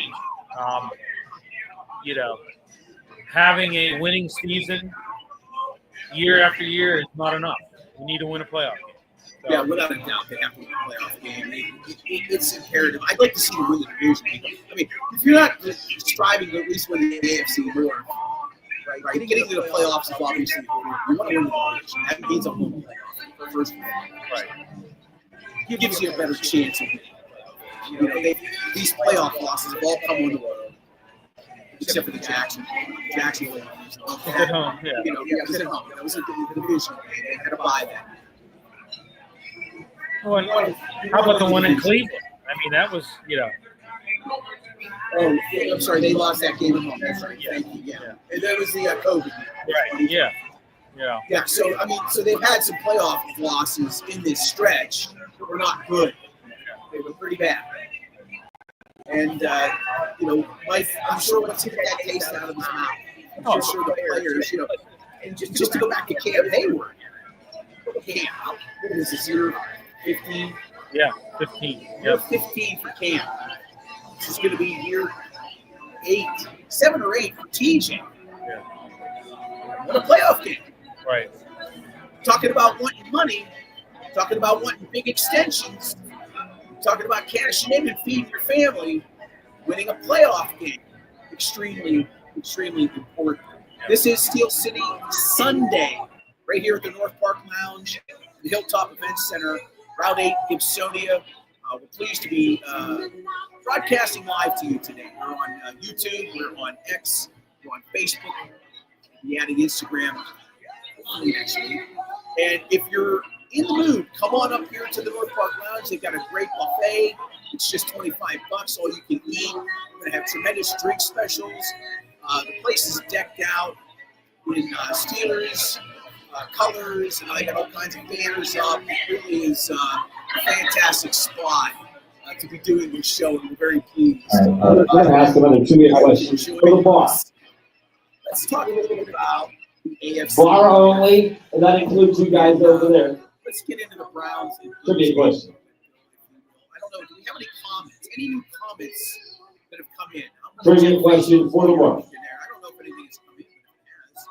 Please let me know. We got some comments. We want to make sure we're addressing any of your questions. If you're on our Alrighty, Facebook guys. page, Here's the question. just take a look down below. We got some Steelers questions drafted here. this Everybody just that player on the page here. in the 16th round, 220th overall in 1963 from the University of Maryland. He was selected to the Pro Bowl 7 times and earned 2 Super Bowl rings. Who was this field coach player? It's the Ohio battle for supremacy in the Buckeye State. Yeah. Joe Burrow. Here comes a hint. Whoever gets it first. Linebacker. Well, there's a guy that wants to prove something, I think. You know, he went to 63, guys. 3 years ago. 63. Took the Bengals to within, I think it was 1963 linebacker. Pro Bowl 7 times. Won 2 Super Bowls. Browns as a franchise. Here comes another We hint. talk about our problems here. The other linebackers were Jack Lambert and Jack Camp. Who was the third linebacker? Who was the third linebacker on 19? Sorry, guys. Can't imagine now. Come on over there. They've got a 40-year. They have a 7-time Pro Bowler. 2 Super Bowl rings. Drafted 1963. won a quarterback battle between Andy Russell. There's your winner right there. and a couple of Andy others I Russell. will not mention. It was Russell Hammond Lambert. That's Yes. a tough 1963, 7-time Pro Bowler. We got a winner over here. Maybe the pros that gamble in Vegas know something. Congratulations, Just sir. down to $10 gift card. Good start tomorrow, though. Start tomorrow. Thank you. He's slinging the ball still. Yeah, I mean, it's amazing. I mean, how long is he going to hold up? I mean, I don't know. I mean, they're coming off a 3-14 season. You know, they've made several coaching staff and roster changes, but you know, I mean, you know, including signing Joe Flacco. But you know, their defense, obviously, we know, led by Myles Garrett. Mason Graham, that's another guy I would like to watch. You know, the rookie. I tell you what, though, the Browns still face major challenges, John. I mean, you know, and then particularly on offense. I mean, you know, I think losing Chubb, you know, big loss for them. You know, he's down in Houston now. But, you know, when I look at the Browns before, you remember when they had Hunt and Chubb. You know, they kind of ran the ball to set up the pass. Now, Reminder, this they video is have to all pass to set up the run. I don't know. I mean, it's, you know. And Joe Flacco, I mean, I think he can give him a couple good games. I mean, right? No, I think, look, he's seasoned enough. He's won a Super Bowl. Right. He is a quarterback that is a smart guy, right? He's going to be able to read a defense. Right. One thing about these veterans, right, and that's where guys like Justin Fields are still at a bit of a disadvantage, right? They don't have as much experience. He played only 6 games last year, and sporadic isn't even a fair word to describe what he got after he got benched last year. I think he might have seen the field for 6, maybe 8 plays. I don't think it was even that many. It was a handful. Very, very minimal. A guy like Joe Flacco brings such experience, he can look at a defense and know what's coming, generally speaking, and then be able to communicate that to his receivers and offensive line. That's the difference in a league where you have these older quarterbacks and you're concerned about their health and their stability. If they get hit, right, they're going to break into pieces. A guy like Flacco is going to be able to recognize and be able to get a ball out to save himself, continue a drive. Now, he gets blindsided, different story, right? if somebody comes up the A gap and there's nobody there to pick that up, he might get hit, and there's nothing he can do. So there's all that situational stuff that comes up while a game is playing, and we talked about this a little bit earlier. The actual speed of the game, it just gets faster year in and year out. These players get bigger and bigger. They get faster. I mean, you have guys that are 250, 260 running 4.4s. Yeah. 4.4s. Right. It's 6'4", 250. Sub 4.4s. It's insane. And they're playing edge. Or they're playing outside. Playing at 2 Miles Garrett when he's at 275. Right. Guy's quick as a cat. He's one of the best defensive players in the league. I'm not saying he's the best.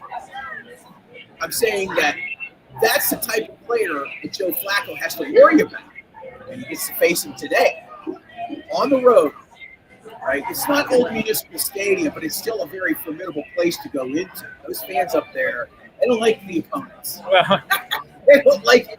yeah. They don't like the opponents. Yeah. You ever been to a game up there by any chance? I have not. No, I value my life too much to go up to a game and So, last game I was at was before the new stadium. It was at Old Municipal Stadium. I was working. it was a as an dump. intern. I mean, right. I mean, it was a Old Municipal Stadium was Right. a dump. So Yeah. it was maybe the trashiest stadium I've ever been in, and I would love to go back and cover another game. It was such a relic, right? It had that dog pound in that north end zone, right? And they were just rabid.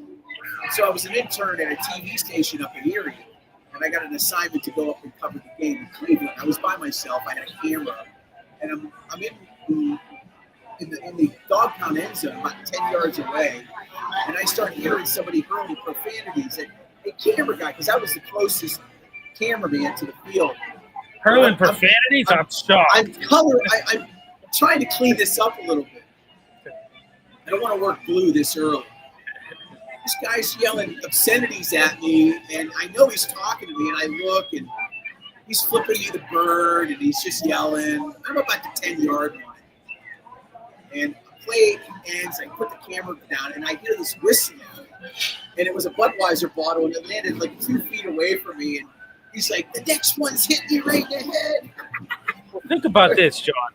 I mean, the dog pound, they obviously hate the opponents, but there's a little hatred for their team too. Yeah, there is some hatred for I mean, the team. They haven't- they haven't won. right now, they haven't even made a Super Bowl. Right. I mean, so there's a Those little, fans up there are desperate for it. Again, home team hate a little bit. yeah, they do. Watch this next Well, video. of course, It's from they December lost their team in 23rd, '96.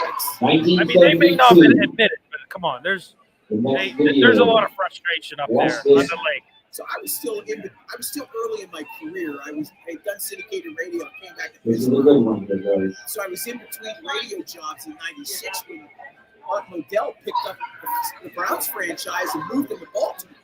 Yeah. And I'll never forget this, okay? Because I had been to enough Steelers-Brown games in Pittsburgh, and I was at one in Cleveland, and I knew I'd never go back again. I'll never forget those fans coming to Pittsburgh at the end of that season and in tears, knowing they were losing their team, and being embraced by Steelers fans. I thought hell had frozen over. They played late in December of that year at Three Rivers. The Browns ended up making the playoffs. They played a game here. I'm pretty sure it was a wild card game. And they lost that wild card game. It was the only time I'll never forget watching Browns fans and Steelers fans embrace one another. Being empathetic and sympathy. Like just consoling these people. That's what they say. They were just totally distraught that they were losing their franchise. And rightfully so. You didn't get that reaction in St. Louis. You didn't get that reaction in Los Angeles. Baltimore suffered for a while until they were able to get the Ravens. You know, Art Modell, yeah. Art Modell picked them up in the middle of the night in 1985. And just, I can still see the moving trucks in my mind, trucking out of Baltimore on the way to Indianapolis. That franchise suffered for a long time. The Browns just got their franchise back a few years later. Right.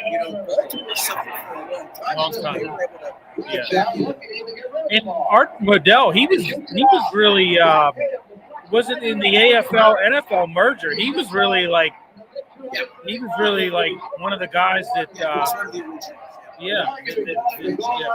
I remember a story about him going to Art Senior and saying, "Hey, we want to merge the NFL and AFL." And Dan, a young Dan Rooney, said, "Nah, I really don't think that should." And Art said, "Well, Dan, he says, we're gonna do it with or without you."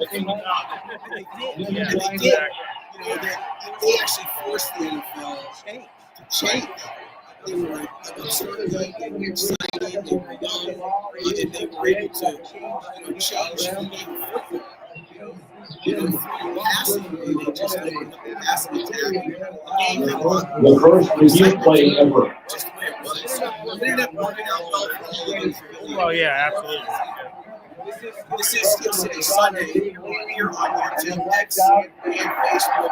Part of our broadcast today is brought to us by Hutch Masonry and Restoration. They are hiring here in Pittsburgh.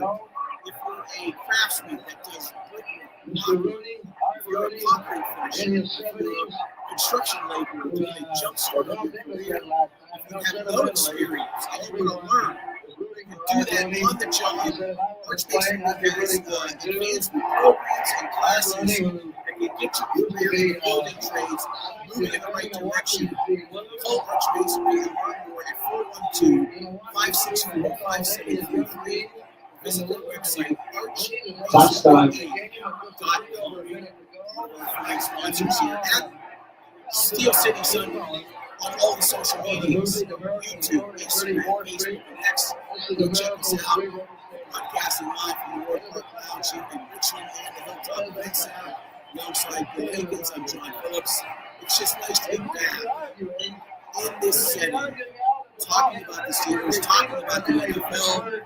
Ravens and Bills tonight. Bills are a dog at home. They're plus 1.5. Versus Week with never television has that long. And everything revolves around LJ8.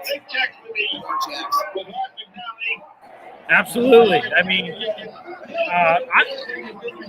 I kind of look at it from the other perspective. I think it's going to be the Bills' year. On my other shows that I do, I pick them to win the Super Bowl. I mean, I think and that's another franchise too. I mean, the Bills. I mean, you look at that. How many losses in the 90s? They made it, but couldn't win the big one. And, now you've got a good team there. I mean, at some point in time, they haven't been able to get over. They haven't been able to beat Kansas City. I mean, that's what the stigma would be. He had Tom Brady and Peyton Manning. Right. And having covered those Bills teams in the early 90s, you just go out and the seems just gone. And they were the dominant team. The Redskins had 5 different right. They beat them during Mark Rippon. Yeah, that's right. That game I think was in Minneapolis. Yeah. I was in college at the time. I had a lot of friends in Buffalo. I had people that I worked with at the campus radio station in Edinburgh that were just distraught over those losses, especially that game against the Lions. Yeah. Jeff Hostetler. Yeah. He wouldn't make enough of it because there's 3 teams in New York, the Jets, the Giants, and the Bills. The long-standing franchise, the Giants being anything original, the Jets and Bills coming up through the ranks of the NFL. That game,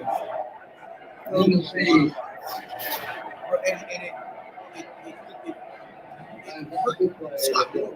Like, it was maybe the worst thing that could have ever happened with him. If you've never read anything, if you're not familiar with that, the kicker for the Bills, Scott Moore, was such a really consistent guy for them. Just talented, helped them win games, and Still his first ever postseason win.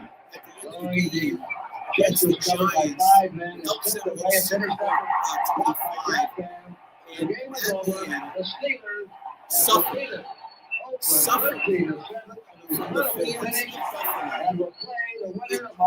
Buffalo. There's a documentary on that story in his life. Another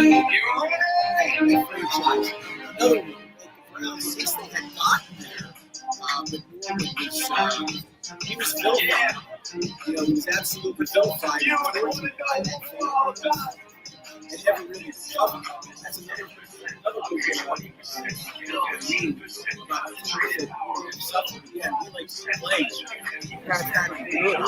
Well, yeah, absolutely. 55 years. Sure. Prior to 1969, this franchise played one playoff. I mean, when you look at it, there's a lot of teams in the NFL that would be in fan bases that would be just satisfied having a winning season. You know, so.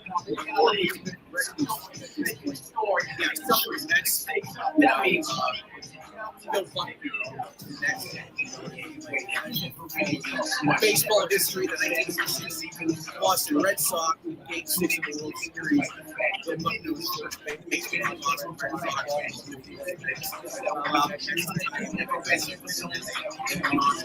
One Game 6, 7 of the World Series. It's a Steel City Sunday. From the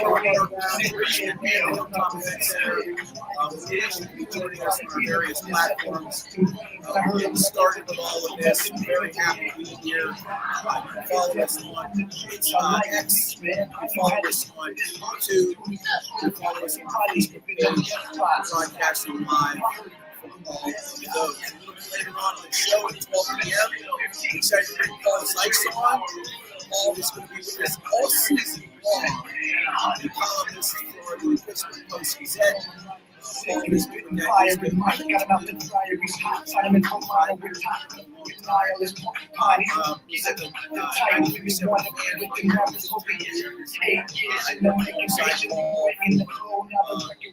stations there, and I'm excited to be able to look again. He's going to be back. He's going to join us straight up at 12 noon, and then at 12:30, both Paul and I will be joined by Zig Fracassi. He's going to be our NFL insider. He's going to be joining us mid-season long. Zig has been in sports radio for 35 years, the last 22 of which he's been in Sirius XM's NFL radio. Nobody knows how hard he's ever so hard. He's never got time because I have another trivia question here for you. Dining room, non-bar. Dining room. Anybody in the dining room, whoever enters first is going to win the gift card here. About an hour and 10 minutes away. So we got one coming up in about 10 minutes. Let's talk a little bit about betting lines. Blue wise. Again, dining room. Not bar. You people right here in front of me. Who was the MVP of Super Bowl 14? Super Bowl 14. Steelers Rams. Who was MVP?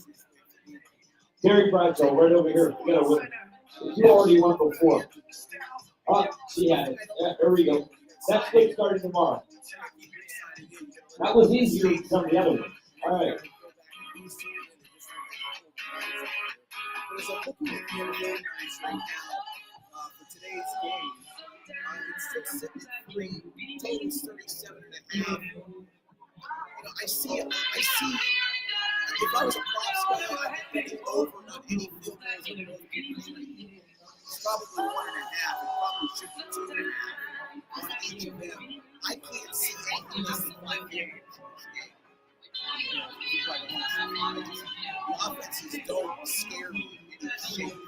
No, I think it's going to be a low-scoring game. I mean, what was the over-under? 38? 37.5. 37.5. I mean, you think that's high or? No, I think that's probably right where it needs to be. Yeah, that's what I thought. I don't want to get into too many predictions right now because we'll do that at the end of the show with Paul. But the simple truth of the matter is that we go back to the basics here. These teams are going to probably run the ball as much as they can until they're forced to throw. Right? I don't think either team. Art Smith is not a fun and gun type of offensive coordinator. Right? I know Rodgers is going to be able to dictate what he wants. Yeah. More so than Russell Wilson was last year. I think that was probably made very clear. If he was going to come here and be the quarterback, Correct. I got to have more of control in terms of what I'm doing play calling wise. Yeah. That's not to nullify or neutralize what Art Smith is in terms of the coordinator, but I think unlike last year, there's going to be a lot more leeway given to Aaron Rodgers. We probably made that fairly clear. I think that's what we discussed in the media, that he's going to have more of this, hey, if I see something, I'm going with it. Right. How do you say no to that? He's arguably the top 5 quarterback all time. He's probably more top 10. That's a subject for another day. But I don't see this team showing. That's just me. I think Chris Boswell is going to get a healthy workout. Yeah. Right? I think he's going to, as he like he did in the first game last year against Atlanta. Yeah. Right.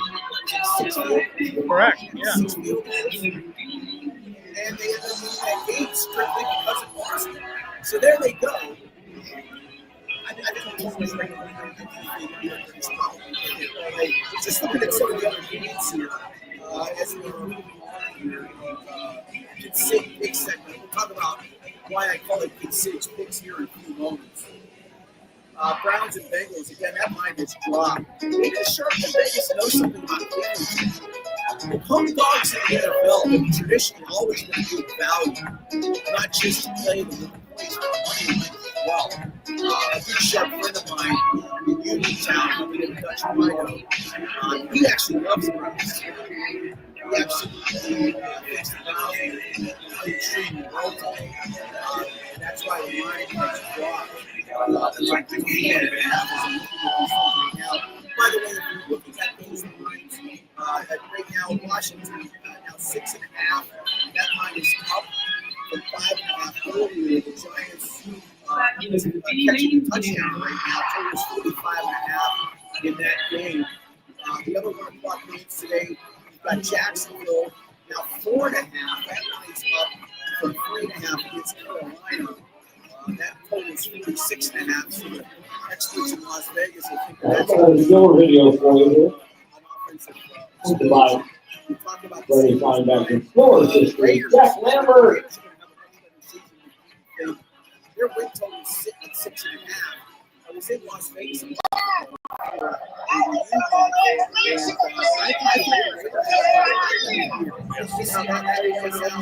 Going into Foxborough today. Yeah. Talk about all these trends. West Coast teams. When the Steelers drafted Jack Lambert out of Kansas State, he carries barely 200 pounds on a 6'4" frame. The fledgling linebacker might not have made it in Pittsburgh's nest, but for the unlikely inspiration of Oakland's mad stroke. Catching 6.5 at Lake State. So they're offensively they're ready. Yes. I will say that. They're going to see why they're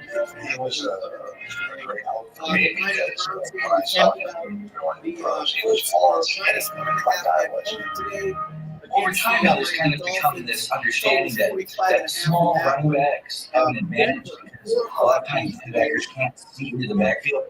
His height as a linebacker may have been a positive in numbers. He may have had a better view of what the offense was doing, and that might explain why he seemed always to be one step ahead of us. He just seemed to make every tackle. Certainly straight up. They're terrible, but I don't think anybody's On the field is making all the plays on his best team. Maybe this is the best defender in the league. There's another one in Seattle. Seahawks at home plus 1.5. against the San Francisco 49ers. A lot of people have San Francisco as a potential I don't know Super Bowl representative for the idea. The only thing with San Francisco, they're starting the season with 9 guys on IR and 2 guys on the pup list. So that's 11 guys banged up for them. And last year, they were banged up all season. Intellectual linebacker, which I don't think was the association with him at the time, probably because he was toothless, and probably because he looked kind of like a madman. His greatest strength was his mind. So he's like, about the betting lines as well. The feature game in 425, he was certainly the most intimidating player on a pretty intimidating team. Last year in that division game, getting beaten up by Washington. Yeah. Disappointing season end for them. Absolutely. Yeah. Up there. Right. I know there was a lot of talk about Matt Stafford going to Los Angeles, Jared Goff. During his 11-year career, Leonard won Defensive Rookie of the Year and Defensive MVP awards. He made 9 straight Pro Bowls and was the man in the middle of the steel curtain for 4 Super Bowl wins. Barry Sanders was there. They made an NFC Championship run. It's possible that Jack Ham was a career Yeah, oh yeah, absolutely. The only thing, though, they lost some coordinators. I know they, in Detroit, that's obviously Aaron Glenn now being the coach of the Jets. But, the Lions have impressed me in the last years, in the last few years.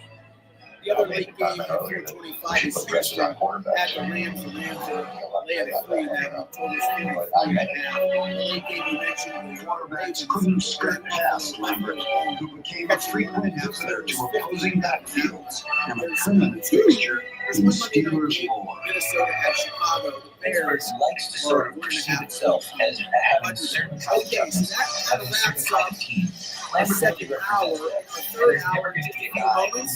Paul's Lice is very popular on board. This is hour number 3. One-time personification of what Steelers football is supposed to be like. That's what Lambert represents. The Steelers at their highest point. Getting to him about what he's thinking for today's contest. Also talk to him a little bit about some of the other games in the NFL in the 12 o'clock hour. Hopefully we'll get some fan reaction. We'll get a little bit of that today. And we'll have the NFL whip around at 12:30 with Zig and Fossey. And then at 12:45, we'll have 6 City Sunday against the Spring. We're going to get 5 games against the Line. We'll have the Westgate Super Contest. And hopefully, whatever I say, folks, you're going to fade. Just whatever I say, play the opposite. You'll be a millionaire by the end of the week.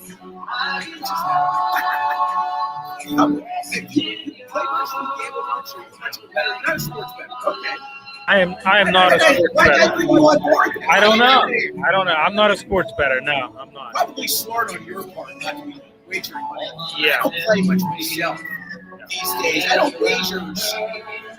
If you're going to gamble, straight bets are the way to go. But I'm a $10 parlay guy, and I know that's how the sports books. A lot of the chatter in Las Vegas is about how the books have become so predatory. That's all they want you to do because they know it's a winning proposition. The hold in gambling parlance, the hold is what the book expects to make. And for decades, when it was just Vegas, the hold was about 5%. Right? The book do week in and week out, they get at least 5%. Some weeks are better. Most weeks maybe, some weeks not as much, but their hold is always consistent. FanDuel and DraftKings right now, their hold is like 17-18%. Unfortunately, it comes from people betting all those $10 same-game parlays that they put out there. And yeah, I'm one of them. That's mostly because I like betting on auto tickets, and I get enough of them where I'm plus EV, and it's more entertainment than anything for me. So, part of what we have right there. Okay. We have Paul's Lice. Joining us now here from the North Park Lounge in Richland and the Hilltop Event Center. It's Steel City Sunday. I'm so excited to bring Paul's Lice and the Pittsburgh Post-Gazette on board.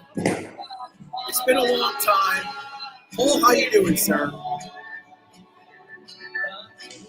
I'm good. How are you?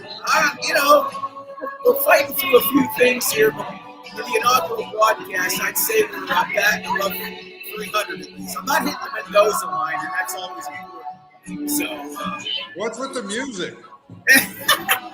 there's a DJ right there. He's like right next to me. I walked That's in, not he's very like, good. well, I walked in, he's like, who are you? I'm like, I'm who I am. Who are you? He's like, I'm the DJ. So we're making the best of it. Yeah, don't forget these videos are all on the TV up there. It'll turn off here in a few minutes. Also, don't forget, every Sunday here in number one. Nonetheless, Steelers and Jets today. I guess I need to take on that Cam thing. I mean, it's $3 million in incentives enough to feed his family. Was it worth it? Was all of this over the last 5-6 weeks worth it for a $3 million bonus, which most of it's tied to them getting the season? Well, first of all, can you turn up your mic a little bit so I can at least hear you over the music? I mean, what is going on here? Yes. So the whole thing with Cam Hayward to me is very, very simple. This was an example of an agent needing to save a little bit of face at the end of this whole ordeal. I mean, if you read what they actually gave him, this idea that somehow they altered his contract is ridiculous. They didn't alter his contract. They didn't change anything, really. They just gave him a couple of incentives if they make the playoffs and he does a few things. You know what I mean? At the end of the day, that's not really doing a whole lot. I mean, if the agent really needed a win, so to speak, I suppose that he was able to go get a win. I don't know, but I get a kick out of the fact that it's always the national guys that have these stories before anybody else, and that's mostly because it comes from the agent. So if you read the early reports, it sounded like, wow, I mean, they changed the contract and they gave him $3 million and, Cam won. But if you really read what actually it was, I mean, it was basically, I think the Steelers just said, look, we'll throw you a bone because you're Cam Hayward, but this is what you're going to get. And it's basically all incentives. So to answer your overall question, no, it probably wasn't worth it. And to be honest, I've said this before. I think that Cam Hayward probably needs to be mad at his agent and not the Steelers, because his agent last year could have written into the contract, hey, if they make all pro and in any of these 3 years, I get a $5 million bonus. I bet you the Steelers would have went for something like that, and we wouldn't be sitting here. No, I think you're absolutely right. You're right. It could have worked out since the season was over. They chose to sit on it for whatever reason. Just the way it is, I guess. Aaron Rodgers, what do you think Aaron's going to look like today? How do you feel about him for the entire season? Well, I think Aaron Rodgers is better than Russell Wilson and Justin Fields were. So if you're looking every year to upgrade at a position, obviously you want to upgrade a quarterback if you can. I think that Aaron Rodgers is going to be better than those two guys. I think that he is also probably going to be good enough to give the Steelers opportunities maybe to win even, against the really good teams they played, maybe even in the playoffs if he can stay healthy. But the conversation about Aaron Rodgers to me is very simple. Can he stay healthy for 17 games? And that really comes down to, is Broderick Jones and Troy Fautanu, are those two guys who we think they are or think they could be, or are they who we've seen them to be? So, if those two guys can't get the job done, I think Aaron Rodgers obviously is not very mobile, and I think that if he takes a bunch of hits, I don't know how many he's got left in that, 42-year-old body. But to me, I think if he stays healthy, the opportunity that he has probably to make some plays, he's got a really good stud receiver in DK Metcalf. I think that adding Johnny Smith probably helps in some ways because I think he's a pretty good pass-catching tight end. He's got some weapons. To me, if they can protect him, I think he's going to have a reasonably good season. One of the things, John, and most people don't, everyone was screaming and yelling when they signed him. most people don't realize is the last 10 games last year, he threw for 18 touchdowns and 4 interceptions. So it wasn't like he was horrible or horrific or anywhere close to that down the stretch. The bottom line is he actually performed at a pretty high level once he kind of got through that injury. I mean, remember, he came back early from an injury. Early on, it was pretty clear that he probably wasn't ready. But the last 10 games last year, 18 touchdowns and 4 interceptions there. And there's still people out there that are, yelling and screaming and blaming the Jets' problems on Aaron Rodgers not being very good. Early on, he threw a couple interceptions. There's no question that cost them games.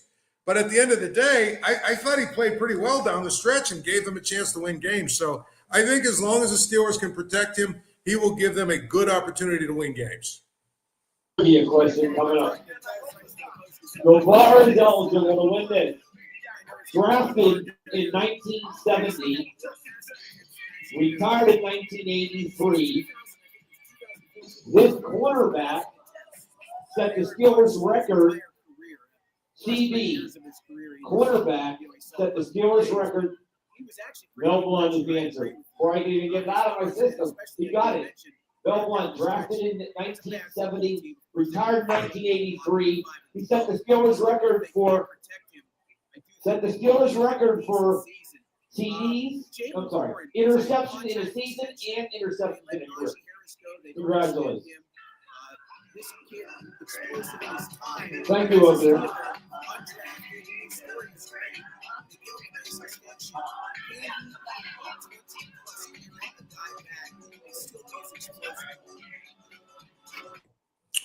Well, with respect to Jaylen Warren, I don't necessarily understand exactly what the Steelers were thinking in terms of locking him up for another year or two or whatever it was. They didn't need to. I mean, I don't, A, he's not going anywhere. And B, unless you really believe that Jaylen Warren's going to run for 1,800 yards and, 10 or 12 or 15 touchdowns, it's not like he's going to reset the market for running backs. The other thing is, where did they get Jaylen Warren? Oh, that's right, off the scrap heap, basically. He was an undrafted free agent, which means to me he's probably pretty replaceable. So I didn't understand exactly why they felt the need to, lock themselves up to him and sign him to a deal where, now they've got him for the next couple of years. I mean, he's fine, I guess. But what if Caleb Johnson's really good?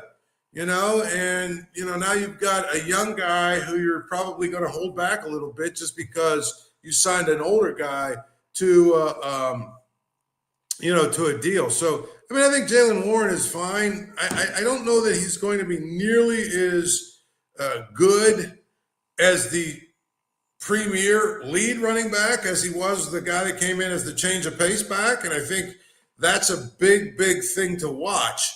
It's one thing when you come in, you've got Najee Harris who runs at one speed, plays one way, you get a large dose of him for the first 3 or 4 series. Then all of a sudden, Jaylen Warren comes in who plays a little faster and plays a little different. Now, they've got to adjust to Jaylen Warren. Well, now Jaylen Warren's the guy they're game planning for. So, I'm going to be really interested to see how good he actually can be as the lead running back. Good analysis. I agree. I'm a little concerned. I don't think that explosive nature that we've seen from him is going to be obviously in every play. It's like a closer in baseball. Probably Can't be fearless. His production numbers Rod will had that obviously personality take a dip. where he was going to go Certainly for the offensive line and how they play dictates some of that. Even last year with that offensive line, it was still pretty easily effective. create an argument. And as I look at the roster right now, Greatest defensive back of all listed time. third guy that is Gainwell, and he's ahead of him. I'll be curious to see if those two get some carries today. I would think both teams. And again, this is Rod just became a great guessing. player at I 3 think both different of them positions: want to cornerback, establish the strong run. safety, and free safety. In other words, let's try to get this ball moving forward on the ground so we don't have to have quarterbacks who get to Justin Fields in a moment, especially the Steelers. We want to try to take a little bit of pressure off Aaron Rodgers. Let's see if we get this running game going. I'm curious to see how Gainwell can handle it. If they can carried the all-time leader in interception return yardage and interceptions returned for touchdown.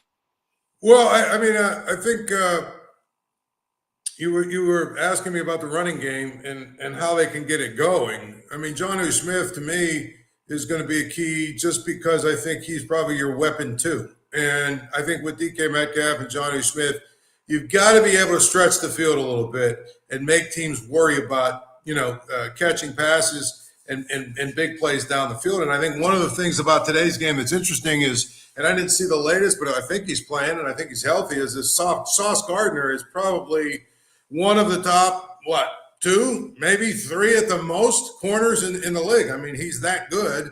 So he will take DK Metcalf and basically try and take him out of the game, which means the Steelers are going to have to figure out a way to move the ball down the field through the air without DK Metcalf maybe having a big game. And I think, Jonnu Smith is a key to that. I know that Roman Wilson and Calvin Austin are, the ultimate training camp heroes. But at the end of the day, when you look at both of those guys, they have got to prove it to me during the week. So you got to be able to make some plays in the passing game, because if not, then what the other team starts to do, especially when they got a guy like Sauce Gardner who says, listen, you're going to take DK Metcalf out of the game. Then they start creeping everybody up around the line of scrimmage, and then they basically try and take your running game away, and you become one-dimensional. So I don't believe it's like the 70s where you have to run the football in order to win, but I do think that you have to have some legitimate threat of running the football and being somewhat of a threat to be able to move the sticks consistently running the football in order to be able to win, and especially when you've got an old quarterback that you're trying to protect. I mean, if you can't run the football, guess what? Those third and threes, third and fours, third and fives, they're going to be sending the house to go, because they know that basically Aaron Rodgers is going to be dropping back. So I feel like, to me, the key to this game is going to be the Steelers' running game. One, their offense is predicated on trying to run the football at a high level. And two, I think that the other part of it is if they're able to at least be efficient in their running game, meaning average 4 yards a carry, 4.5 yards a carry, they can at least make the Jets worry a little bit about, well, if they get if they throw the ball over the top, we've got to have safeties back there to make sure that doesn't happen, which means there'll be a little bit more room to run the ball. And so I think it is a key absolutely to the game today, just from the standpoint of I still think even in today's passing NFL, you have to have some degree of efficiency running the football in order to be able to do it. We've got precisely Pittsburgh versus Steel City Sunday live from the Park Lounge in Richmond on the Hilltop Event Center. I know it's bubbling through this. You mentioned Sauce Gardner and the matchup with DK Smith, who isn't back today. You certainly talked about Jonnu Smith and how this all kind of equates into both the running game and how the Steelers are going to attack. In the last couple of years, they did not throw the ball much down the middle of the field. Why? I don't know. I think there's more about why. I don't think Aaron Rodgers is the kind of guy that's going to probably let that happen. They were smart to at least, again, this is what I've read, from what I've heard. Rodgers is going to have more leeway than Russ did last year, and certainly Justin Fields, as to how plays will end up being run. He's going to read and react.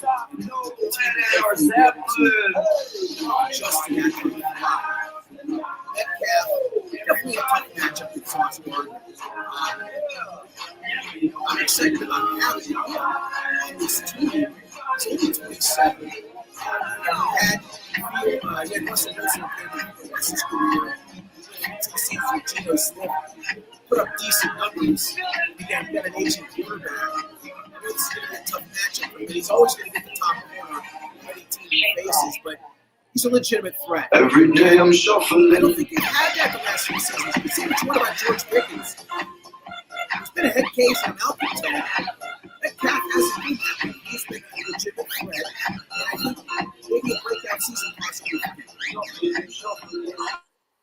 Well,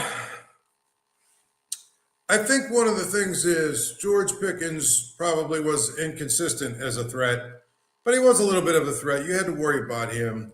DK Metcalf, to me, obviously is a freak of nature. I would have loved to see Metcalf. I would have loved to see the Steelers do what teams never do, which is just basically say, we're willing to lose George Pickens for nothing and have one full season where we go all in, where we basically have him and DK Metcalf, and let's really put the pressure on defenses because we'll have two guys that they've got to figure out how to guard, how to cover. Now, I think one of the most interesting things that is basically probably lost is that I don't know that Aaron Rodgers wanted to play with George Pickens. I think Aaron Rodgers at his age and how long he's been in the league, it's pretty clear he's excited about Calvin Austin and Roman Wilson because he's like, well, these guys want to learn. Robert Woods was, sort of a nickel and dimer, obviously didn't work out with him, but he was a guy that at least would listen to Aaron Rodgers and kind of do the things that he needed him to do. I just think that Aaron Rodgers didn't want to work with George Pickens because I can't believe for a minute you'd go quite all in or whatever you want to call it, like the Steelers had. And at the end of the day, when you get right down to it, you left a big hole at your receiver position. I mean, Roman Wilson and Calvin Austin are what they are. And, maybe I'll be wrong and one of them will have a breakout year. They seem to me to be guys that the guys who cover camp are far more excited about these two guys, the guys who cover camp, than anybody else. So, because they're at camp and they make a couple of big plays and it's like, oh, this guy's great. And it's like, well, we've been hearing about Calvin Austin now for about 4 years or whatever it's been. So to me, I look at it and I basically say the Steelers are going to have to make plays down the field. They brought in Aaron Rodgers for a reason. And I think the other part of it that's pretty funny is, Aaron Rodgers signed maybe like a month and a half, maybe like 6, 7, 8 weeks after the schedule came out. And this is why as soon as the schedule came out, I said I have no doubt Aaron Rodgers is coming to the Steelers because obviously in the league office, they knew what was happening. They knew what they were doing by having Aaron Rodgers the first week play against his old team. So to me, I think the whole thing with George Pickens was interesting. The Steelers probably gave Aaron Rodgers the reason, they probably gave him the option, said, hey, do you want to work with this guy or not? And if you don't want to work with this guy, you know what, we'll trade him. Because I don't think you go as far all quote unquote all in as they have, and then at the last minute leave a pretty big void at your second receiver position.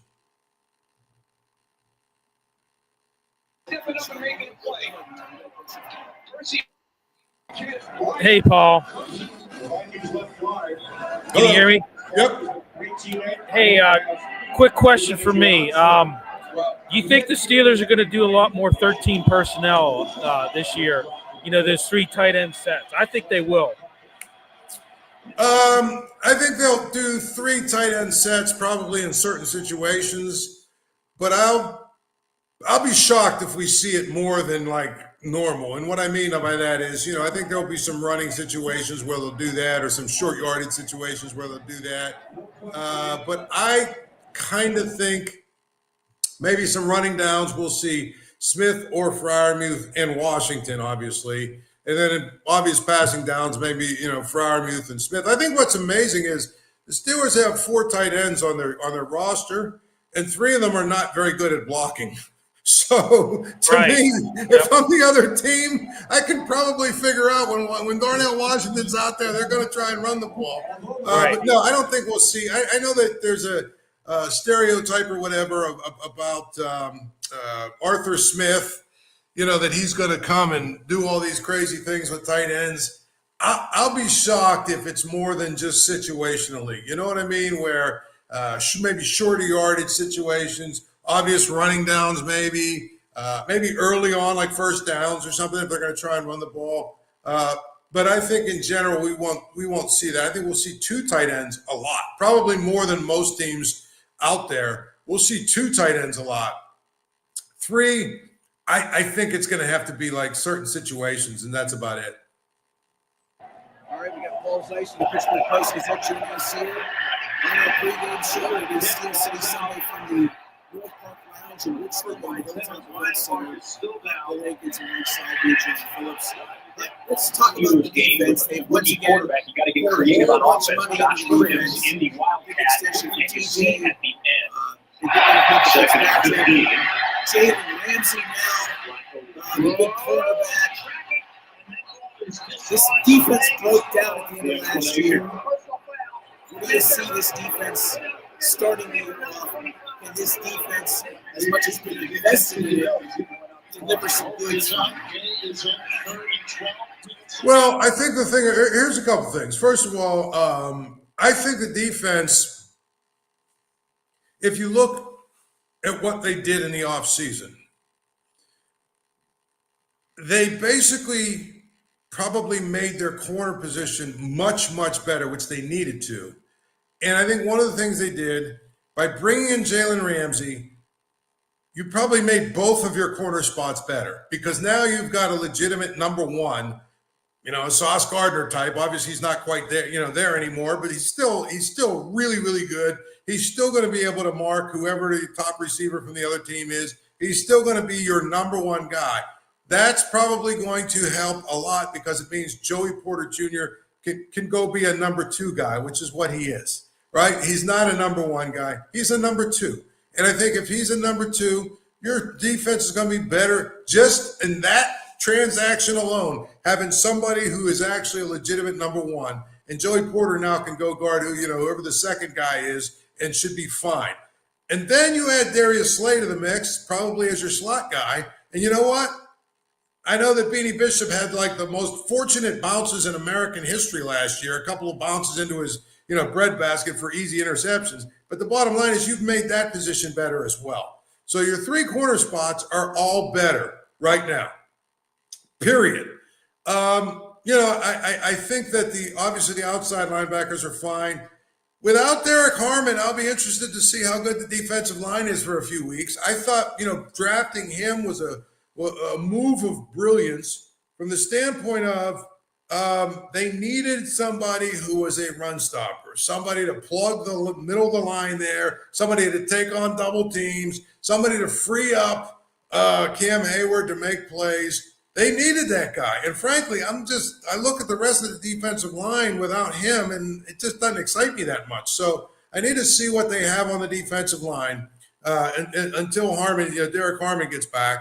The other thing is Harmon is the guy that plugs the middle, takes on those double teams, is a run stuffer. And when you have that guy, guess what? Your inside linebackers are better because now they're free. They're not getting, the second level blocks from 280, 290, 300-pound linemen. They're free because you got a guy in front of them that's going to occupy. Now they can make plays. I thought Patrick Queen was sort of average last year. I'll be interested to see what he does. Peyton Wilson, now again, it's the same thing with Jalen Warren. Peyton Wilson was really good when they put him in situationally, and they put him in situations where he could succeed. Now he's the guy. So let's see what he can do as the guy. But overall, I think the defense, when Derek Harmon's healthy, I think the defense should be better. But again, we've seen them spring leaks, right? We've seen that in the past 3 or 4 years. They've had the highest paid or the second highest paid defense in the league, and they haven't played at an elite level for, quite some time.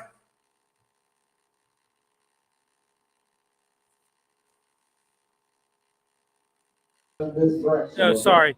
No, I was going to say, Paul, sacks were down last year, and I really believe it was because they were in zone coverage a lot. And now maybe, they can blitz from the slot now more, now that you've changed the personnel a little bit. What do you think about that? I think today, you've got Elijah Vera Tucker out with that torn tricep. I think you got to exploit that. Well, again, yeah. The Jets obviously took a big hit on their offensive line, and I think one of the things they were trying to do is their offensive line was going to be, one of their team strengths. When you take away maybe their best offensive lineman, seriously, yes, the Steelers should be able to do that. I think the other part of it is, you talked about the way that they are playing defense. I expect to see a lot more nickel and even whatever they call it, dime, whatever their term is for their dime defense, nickel and dime, where you've got a bunch of guys out there that can cover.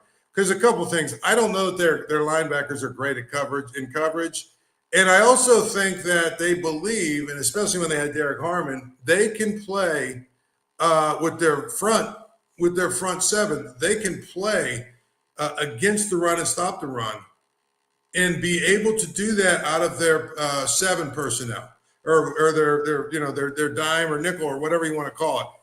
They can do that. They can stop the run out of that. So that in itself will probably help them be able to stop teams, especially through the air.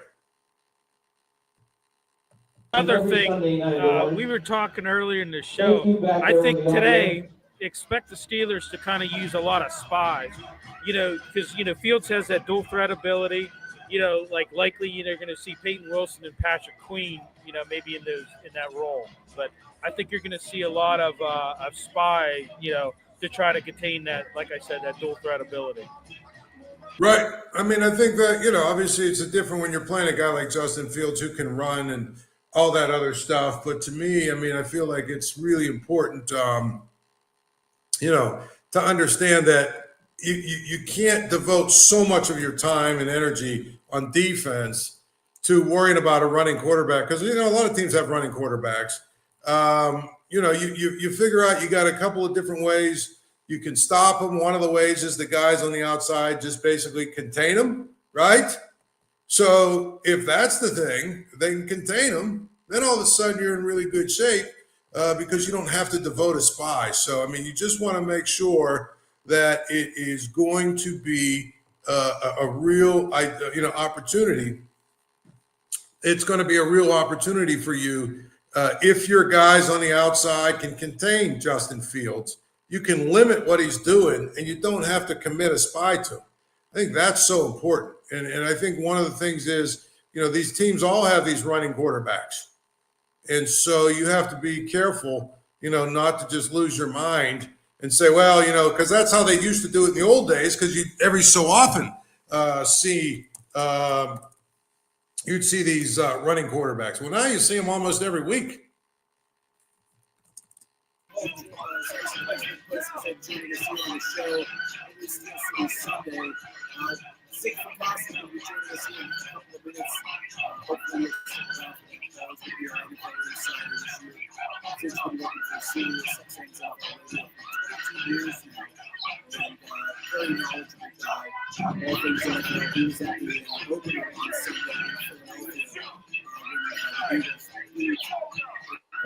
More still highly seven behind you on the back level. I think he got a raw deal last year. He's the motion man. Wasn't Back to the ground. It's Rob. It's good to see him ready in the game. He has no help. See the right guard. He's covered. He overhead to reach block, trying to get to the perimeter on that zone run.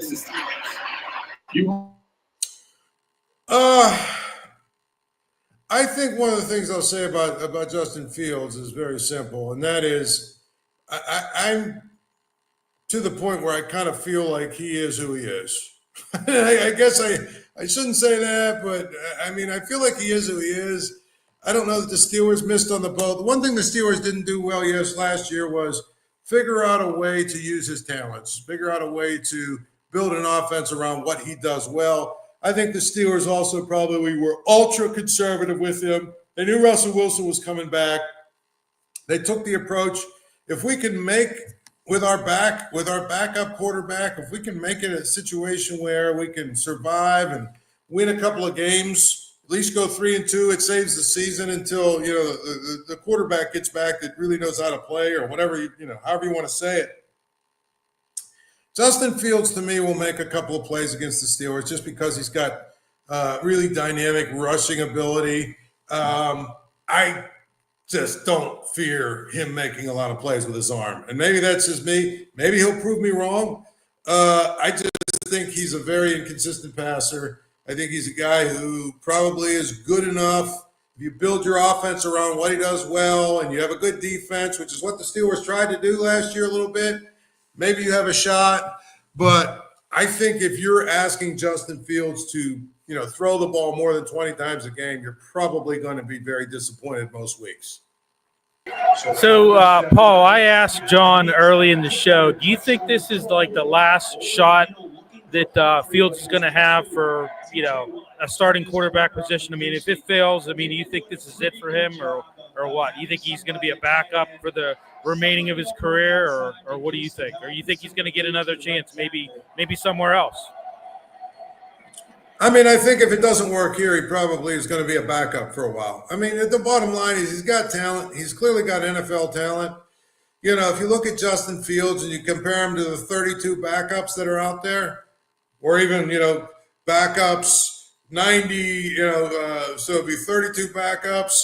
So let's say, the third string guys, which would be quarterbacks, 67 to 96 or whatever they would be. He's better than those guys. A lot of those guys. So he'll always have a job as long as he's healthy. But as far as the team kind of giving him an opportunity to be a starter, and maybe trying to build their offense around him, yeah, this probably is it. He's got to get it right. And if he doesn't get it right, I just think that if he doesn't get it right, he's probably going to be done after this as a starter. Now, again, he could get another opportunity at what and as a backup, and then of course a guy gets hurt and maybe he plays really well and gets his opportunity that way. But as far as the team trying to sign him as a starter, yeah, I think this has got to be probably it. Well, and I think he's been in a lot of systems, and he's learning a new one this season, and that's sometimes isn't always a good thing, But he's had. He's had a lot of he's been in a lot of systems. Let's just say that. Yeah, he's had a lot of coaches, a lot of offensive coordinators. He's a lot. In some ways, he's got the Kenny Pickett thing going, where he hasn't been able to settle in. But when he was in Chicago, we can say that the Bears screwed him up or didn't handle him well or whatever. The most telling thing to me is the Steelers had both Russell Wilson and Justin Fields last year for the entire year. And at the end of the year, even though they knew they had no quarterback, even though they knew they were probably not going to be able to draft a quarterback, they said, we're good. We're good. They didn't want either one of them. So, you can say, well, maybe, Justin Fields, I guess he got his feelings hurt or whatever and signed with the Jets. Well, guess what? They had like 3 months to sign him, and they didn't. And they didn't sign Russell Wilson either. That tells you everything you need to know. To me, Justin, listen. One of the dumbest things that has happened in this preseason especially, okay, and maybe it's just because where we're at, it's more of this, okay, but it's this idea that there are NFL coaches out there that don't want the absolute best players out there on the field playing. Now, I don't know about you, but if I had a job that paid me $10 million a year, $11 million a year, $12 million a year, one of only 32 in the world, okay, am I going to say, for instance, I'm Kevin Stefanski, I have some agenda against Shedeur Sanders. Even though he's the best quarterback in my camp, I'm not going to have him play or start. I'm going to have other guys start because I don't like his dad or whatever the stupid that line is. And it's the same thing with Kenny Pickett, and it's the same thing with Justin Fields. If these guys can win games for you, they will get an opportunity. But the problem is they haven't proven that they can win games for you. And here's the thing. Mitch Trubisky is a great example. Here's a guy for the next 10 years he'll probably collect $2.5, $3 million or whatever, $2.5 million a year for the next 10 years and might not ever have to play it down. That's okay. Like you're still number 33 to number 64 in the world at your position. So he's okay. He's gotten a couple of Mitch Trubisky got a few opportunities. Clearly didn't work out for him as far as being a starter, but he's proven he's good enough that you can win a few games with him in a period of time that, say 2 or 3 weeks, you can win a couple of games, keep your season alive. That's the thing about some of these narratives about some of these guys. Like, why would people have an agenda against Justin Fields? If I'm an NFL coach or an NFL general manager and my job depends on winning, no matter what you want to say, except for in this town, that's a different story. But in every other town, my job depends on winning. Guess what? If Justin Fields can help me win, I'm going to have him as my starting quarterback. But He's running out of those opportunities to show that. That's the problem.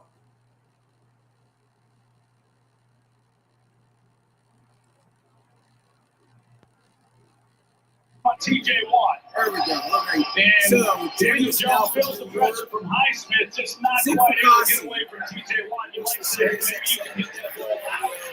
Takes a broadcast veteran, 25+ years in space, last 22 Sirius XM. Zig, good to see you, buddy. It's only been a month. And, it's nice to see you, and thanks for How you doing, JP? I'm good. Hey, Paul, how are you? I'm good. How you doing? I'm doing well, thanks. Hey, Zig, we'll start with the Tight Jets end and Theo Steelers. Johnson You're here. up there They got in New Devin York. Singletary, It's and for the life of me, everything why would you happens up not there. help your tackle? Is And New they York are. excited Devin about Justin Singletary Fields? releases, Excited and about this it's new one-on-one, version of the New and York as Jets? TJ Watt has said, I think He there's gets about cautious 3 or sort of 4 optimism single about Justin Fields simply because of the fact that, Aaron Rodgers was good last year, but you could tell he was, aging and coming off the Achilles injury of the year before. So I think there's sort of a cautious optimism. I think there's probably thought because Fields at times looked good in his Pittsburgh tenure, but as we know, he got benched for Russell Wilson.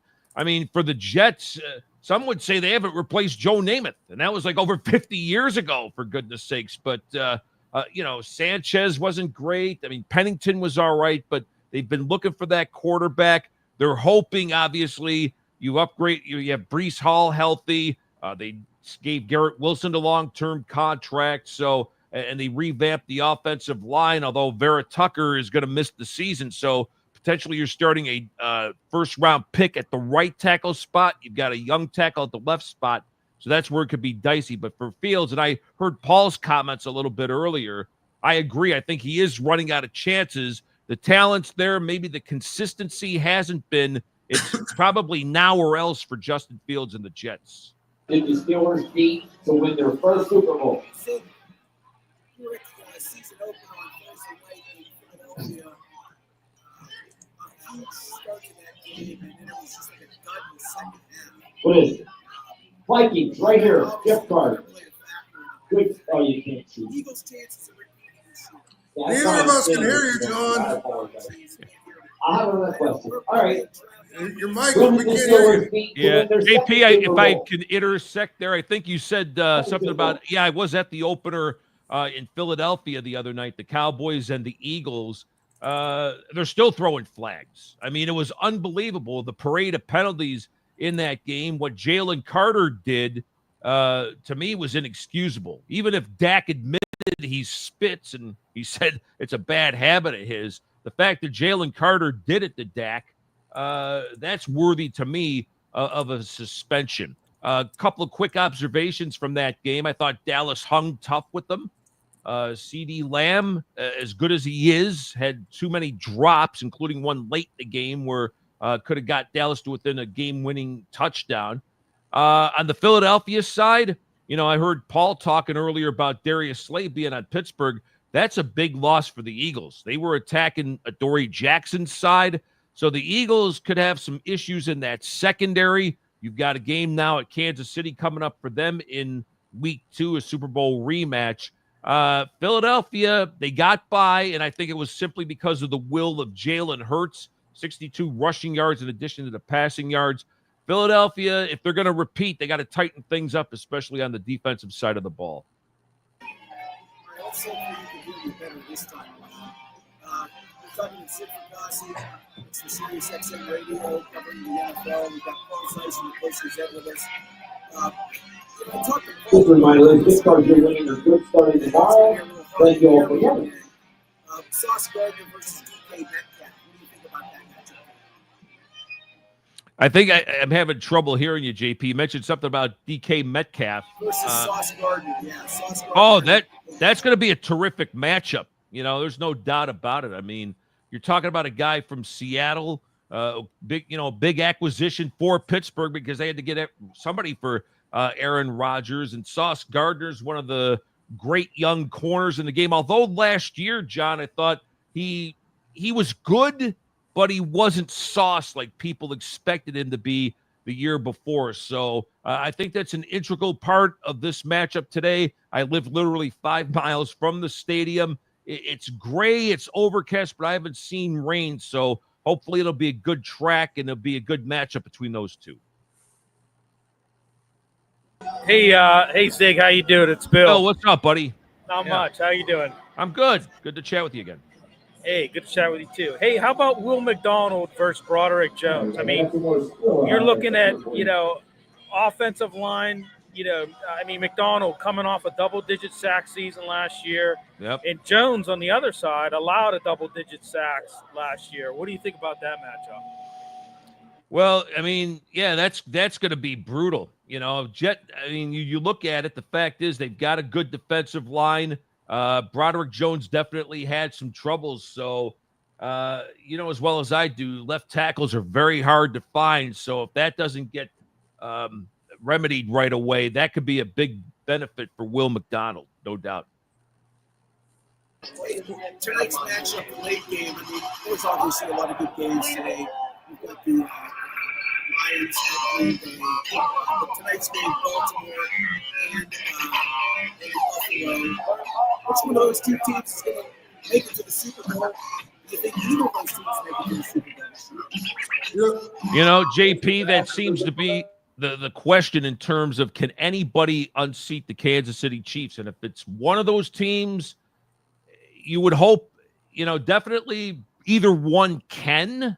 Although if I had to look at the roster, just in terms of in terms of individuals, I'd almost favor Baltimore. I mean, as good as James Cook is in the Buffalo backfield, King Henry's still running extremely well. I got to think Mark Andrews is going to have a bounce-back year, especially after the gaffes he had in that playoff loss to the Bills. Let's not forget, too, that guy was playing in pain all year, had a accident that was never really described to anybody what injuries he may have suffered.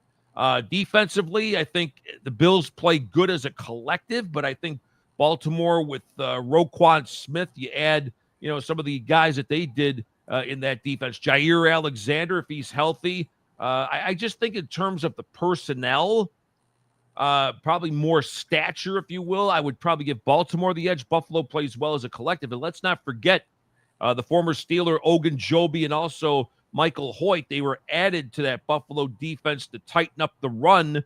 They're each suspended for the first 6 games.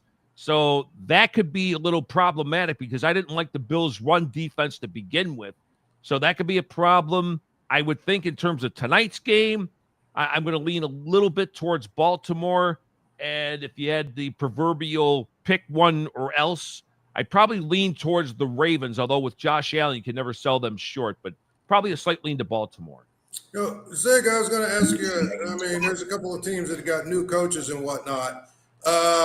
New England, people seem to be really bullish on New England because Mike Vrabel is a guy.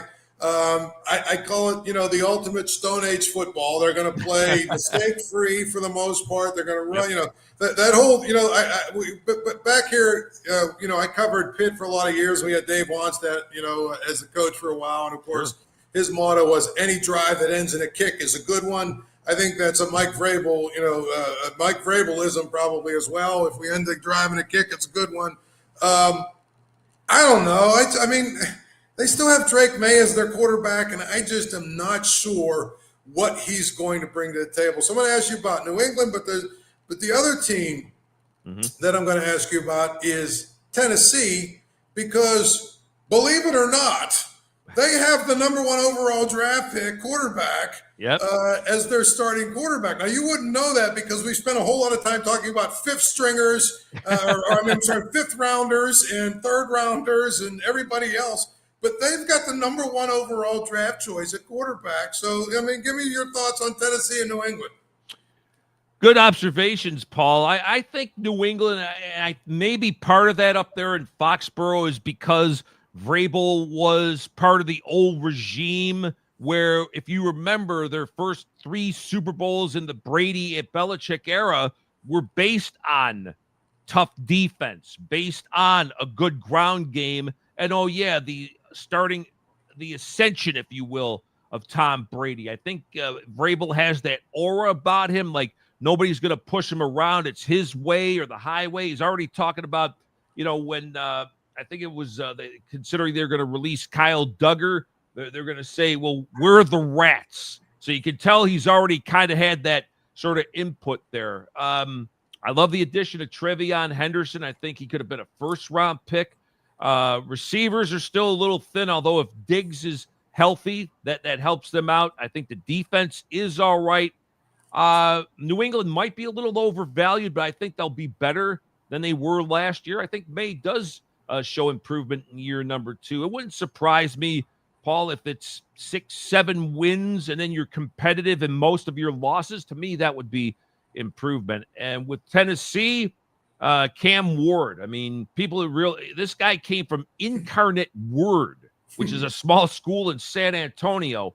Then he goes out west of Washington State, which to me has always been kind of that, closet favorite team because you watch him on Pac-12 After Dark. You know what I mean? Always an exciting, fun team.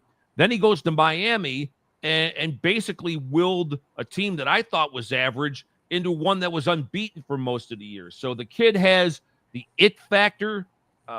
He's already seems to be well-liked in that locker room. Already seems to have Coach Callahan's confidence, although a little bit of history going against him today. I saw a stat, number 1 overall quarterback selected in this the merger era, I guess, since 67 or 4-15-1. So Cam has a little bit of history going against him, and it's also going against a tough Denver defense. But I think in time, he'll show that he's got that poise, that maturity, that, hey, I've walked the long road to get there. So I like his future. I'm not sure I see the Titans competing in the AFC South, but I think they'll be markedly better than they were a year ago. Trivia question for LeVar. That includes you guys. When the Steelers won the All right, Super Bowl JP, in love you. 2008, Love you, man. Glad being on. Paul, good chatting with you. Hope to do this again in the future. All right, sounds good, my man. Good job. Thank you. Yes. Paul, real quick Antonio Holmes. today, we'll wrap up. Got a prediction on today's game? You can hear me. You can hear me at all. You can hear me at all. Ask him about a quick prediction. Hold on. Quick, sorry, Paul. Quick prediction. John was saying. Prediction of this game or of all the games? You want to go? Are we doing the other games or are we doing just this game? I'll start with the Jets and then Just this game. Just Okay, just this game. All right. So I'll start with I'll start with what I think is likely to happen. You've got Aaron Glenn in his first year with the Jets. I think they've got pretty good personnel on defense. He's obviously a defensive guy. They've got a running quarterback who I think they're going to try and protect. So I'll be really shocked. What was the over-under on this thing? It was like about 40, wasn't it? Somewhere in that age? It was 38, 39? 38, 40? Paul. 38. 38. Yeah. I'll be shocked if it gets over. I'll be honest with you. I think this is going to be one of those ugly kind of games. The Jets try and muck it up, make it as close as they can. The Steelers will probably work some things out on offense and have to punt. But I think that the edge in this game is a guy we never, ever talk about until we do, and that is Chris Boswell. In a game like this where you have two probably lower scoring offenses against two good defenses, I got to give the edge to the team that's got the best kicker. And you know what? I still think that Chris Boswell is probably the best kicker in the NFL. So I'm going to go the Steelers win this game in rock fight fashion, 16-13. Well, and we said that early in the show, Paul. Boswell did it in the opening game last year in Atlanta. Remember, it was 6 field goals. So, Super Bowl. all right. That was Cowboys. And again, you might want to get close to whoever says it first. Who was not the bar over here? All right, we're gonna wrap it up, Paul. Okay, well, we'll do it again next week. Some of these audio issues solved for next week, but Yeah, good show. we'll get it fixed. All right. You can't answer if you've already answered. Thanks, Paul. Anybody? All right, Super let's Bowl see. MVP. January of 76, after the 75 season. All right, I'm moving on to the bar, guys. I tried. Oh, we're over here. Who? Nope. Hey, how about this side of the bar? MVP 1976 Super Bowl. It's in January of 76. After the 75 season, we beat the Dallas Cowboys. I know you know over there. Who's the MVP? It's not Louis Lips.